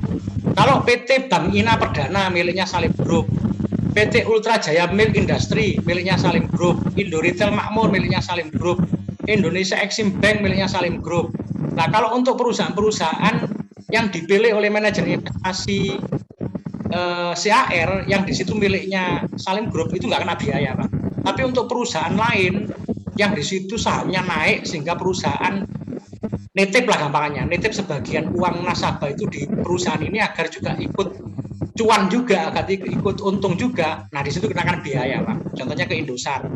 Nah, ini kena biaya, Pak. Lah biaya itu Pak Sugiono diambilkan dari akuisisi ini. Jadi jelas nggih, biaya akuisisi itu peruntukannya untuk apa? Untuk menggaji manajer investasi, untuk menggaji agen, untuk menggaji untuk dana kerjasama dengan perusahaan lain, dan untuk biaya operasional yang lain, Pak. Yang kita nggak tahu, yang hanya CHR. Yang saya tahu hanya itu, Pak.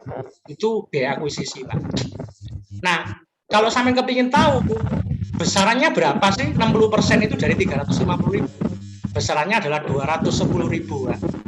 210.000. Kalau 25% itu berapa sih? 25% itu berapa? 87.500. Kalau 10% itu berapa sih dari 350? 37.500. Kalau 5% berapa? 17.500. Nah, gitu, Pak. Makanya di sini sebenarnya biaya pemotongan itu hanya 3 tahun doang. Karena kalau yang tahun keempat sama kelima itu sama dengan bank, Pak. Potongannya cuma 17.500. Potongan sesungguhnya itu di tahun pertama, kedua, sama ketiga. Utamanya di tahun pertama.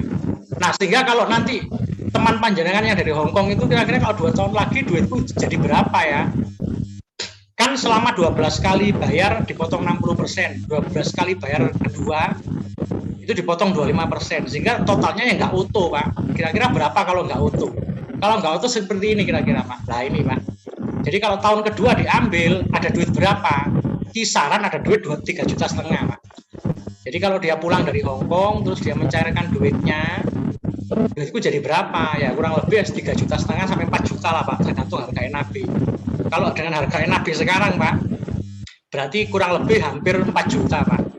Apa namanya ketika 2 tahun bergabung di sini. Karena ya ada potongan 60% di tahun pertama, di tahun kedua ada potongan berapa itu 25%. Seperti itu, Pak Sugiono. Gimana, Pak? Cukup jelas, Pak? Cukup jelas, Pak. Nah, itu dia. Monggo ada lagi? Terus ada tambahan sedikit lagi, Gus ya. Ya, gimana? Umpama inilah seandainya itu selama nabung 5 tahun ya, itu kita nggak bisa merekrut itu teman lah. Umpama cuman menabung terus saja itu kira-kira kalau sudah berhenti menabung ada tambahan apa uang kita mau jadi berapa gitu? Oke. Kalau kita nggak ngerekrut orang sama sekali atau tidak mengajak orang ikut menabung di sini, terus kita hanya memilih menabung doang, tidak menjalankan bisnisnya, apa duit kita akan ada pertambahan? Ya, ada, Pak. Tapi dengan syarat, Pak ya. Dengan syarat. Pertama, syaratnya 2, Pak. Pertama, kita kalau kepingin dapat manfaat instan, ya, kepingin dapat manfaat instan, minimal nabungnya lebih dari setahun, Pak. Dengan kita nabung lebih dari setahun, kita akan dapat bonus persistensi namanya, Pak. Tapi ya nggak gede, Pak. Tapi tetap ada tambahan bonus. Itu syaratnya kalau sudah melewati bulan ke-12 alias bulan ke-13 ke atas. Itu dapatnya cuma setahun doang. Itu satu. Yang kedua, syaratnya duitnya kalau sudah selesai nabung sebanyak 60 kali itu jangan keburu diambil. Karena kalau keburu diambil itu juga masih belum dapat untung banyak. Loh, kok begitu? Iya, karena kan selama 5 tahun itu ada pemotongan seperti yang saya katakan tadi. Sehingga namanya 350 kali 60 itu seharusnya 60 juta loh, Pak Sugiono. Itu tapi dipotong terus selama 5 tahun dengan potongan yang sudah diatur tadi itu, maka otomatis ya uangnya belum utuh. Nah, kalau kepingin balik modal bahkan terus bertumbuh karena ini diinvestasikan, setelah selesai cicilan ke-60 biarkan perusahaan untuk mengelola, kasih kesempatan perusahaan mengelola paling enggak ya 3-4 tahun lah. Maka nanti pada saat sudah dikelola 3-4 tahun sudah balik modal, malahan uangnya sudah lebih daripada 21 juta. Tergantung harga NAB saat itu, bisa jadi 24 juta, bisa jadi 27 juta hingga 30 juta, Pak. Kalau sudah selesai mencicil 60 kali, kemudian ngasih kesempatan perusahaan untuk mengelola 3 hingga 4 tahun lah. Seperti itu, Pak Sugiono. Kalau sampai nanya, duitku nanti bertambah nggak ya setelah selesai menabung dan saya nggak menjalankan bisnisnya? Iya, bertambah, tapi dengan syarat 2 tadi itu. Menabungnya lebih dari 1 tahun, dan setelah selesai nabung alias 60 kali cicilan, biarkan dulu, jangan keburu diambil. Agar apa ya? Agar perusahaan dikasih kesempatan mengelola duit panjenengan tanpa potongan sama sekali tadi itu, agar bertumbuh maksimal, Pak Sugiono. Seperti itu, Pak Sugiono. Cukup jelas? Cukup jelas, Gus. Gimana ini? Sudah jam 9? Apa cukup? Atau ada yang lain lagi?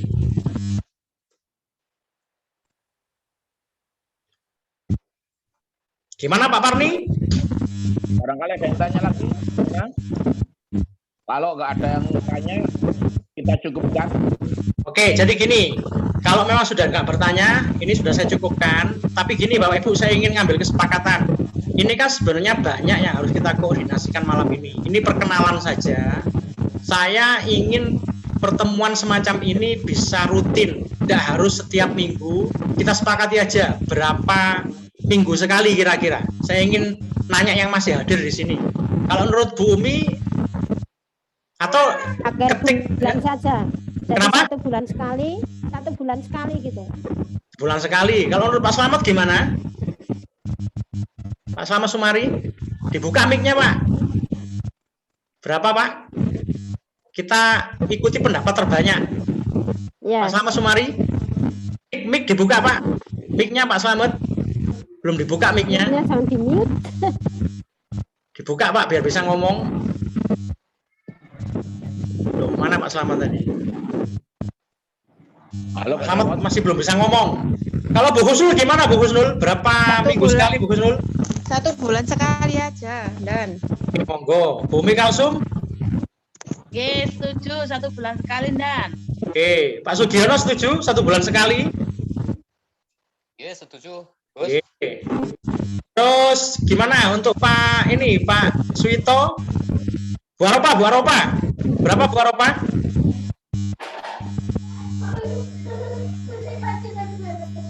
Lupa, nggak menyalakan mic Bu Aropa. Jadi ngomongnya cuma kecap-kecap nggak kedengaran. Dibuka dulu Bu Aropa mic-nya. Berapa Bu Aropa? Kalau saya sih maunya 2 minggu sekali, tapi kalau suara terbanyak 1 bulan yang anut.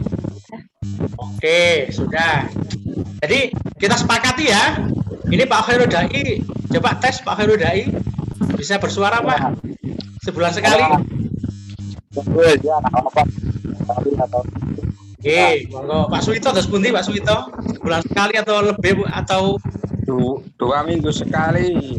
Oke, berarti khusus Bu Aropa, Pak Suwito tak wadahi. Setiap 2 minggu sekali kita koordinasi. Untuk yang lain sebulan sekali, monggo.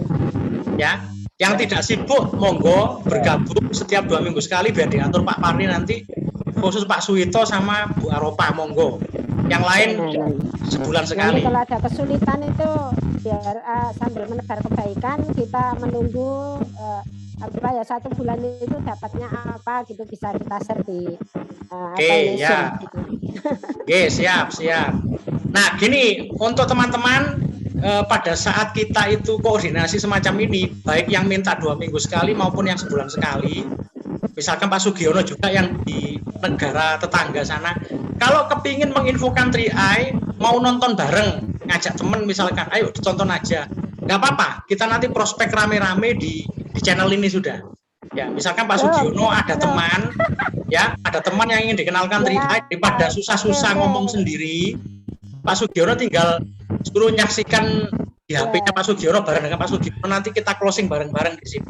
Atau ini juga nggak hanya untuk Pak Sugiono, berlaku untuk semuanya, siapapun yang kepingin dibantu closing dengan menggunakan Zoom ini pada saat jenengan ada agenda dengan saya dan Pak Parni sebulan sekali, bagian kepingin sebulan sekali, atau bagian kepingin 2 bulan sekali kayak Bu Aropa dan Bu itu mau ngambil ngajak teman, nggak apa-apa, kita Berarti prospek di sini. Nanti linknya bisa dibagikan ya Dan? Ini linknya tetap, ini sudah saya pinjam tetap, ini miliknya Pak Adira Buana ini. Iya. Ini miliknya Pak Adira Buana tapi kita jadikan link kita ini sudah, monggo. Maksud saya gini, linknya bisa dibagikan dengan mitra kita gitu. Iya, kalau ada closingan Bu, iya, kalau ada yang Iya, mau iya. dikasih info monggo. Oh iya. Makasih. Terus gini, tak kasih kebebasan panjenengan semua.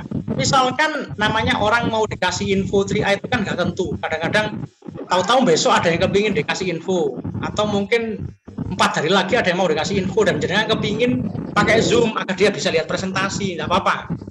Nggak harus pas masa koordinasi. Tapi kalau misalkan pas masa koordinasi jenengan mau memperkenalkan 3i ini ke orang lain, nggak apa-apa, dipakai closingan nggak apa-apa. Setelah closingan kita pembinaan seperti ini. Mungkin gitu, nggih.